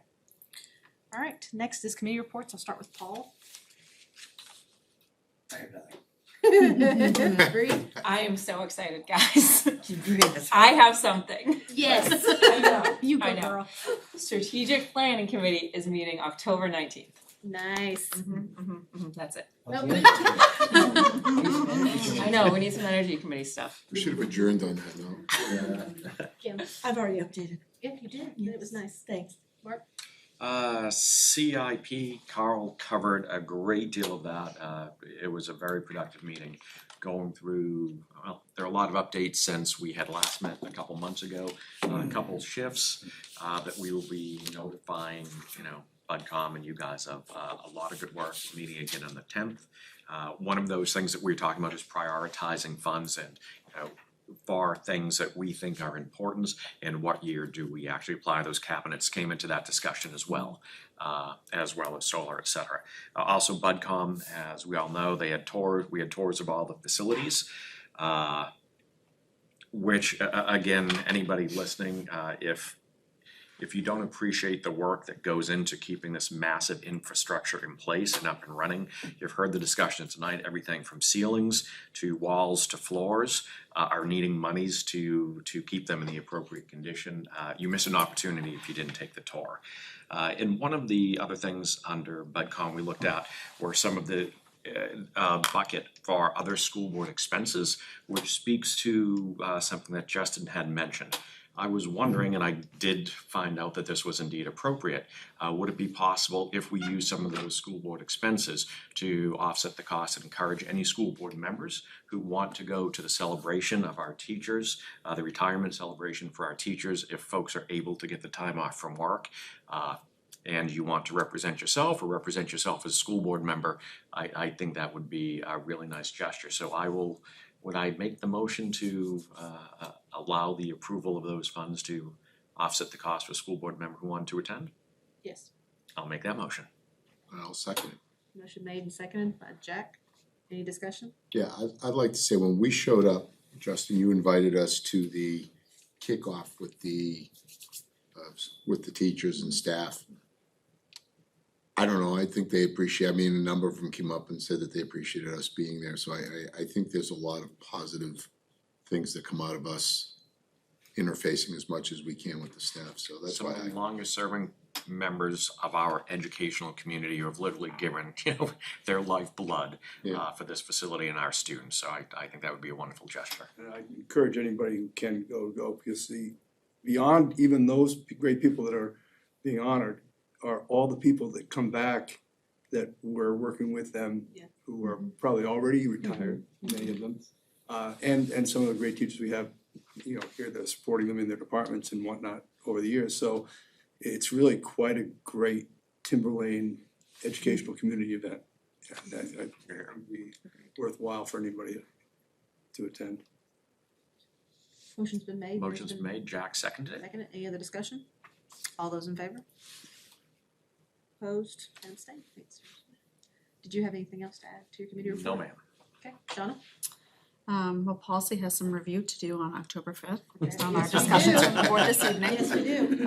Well, the policy is also cranking. It Oh, really yeah, is. we So we are. have been able to accomplish our agenda over the last, I'd say, 3 or 4 sessions that we've been meeting, so which is fantastic. And good So discussion too, though. very good discussion, robust. That's my favorite word lately.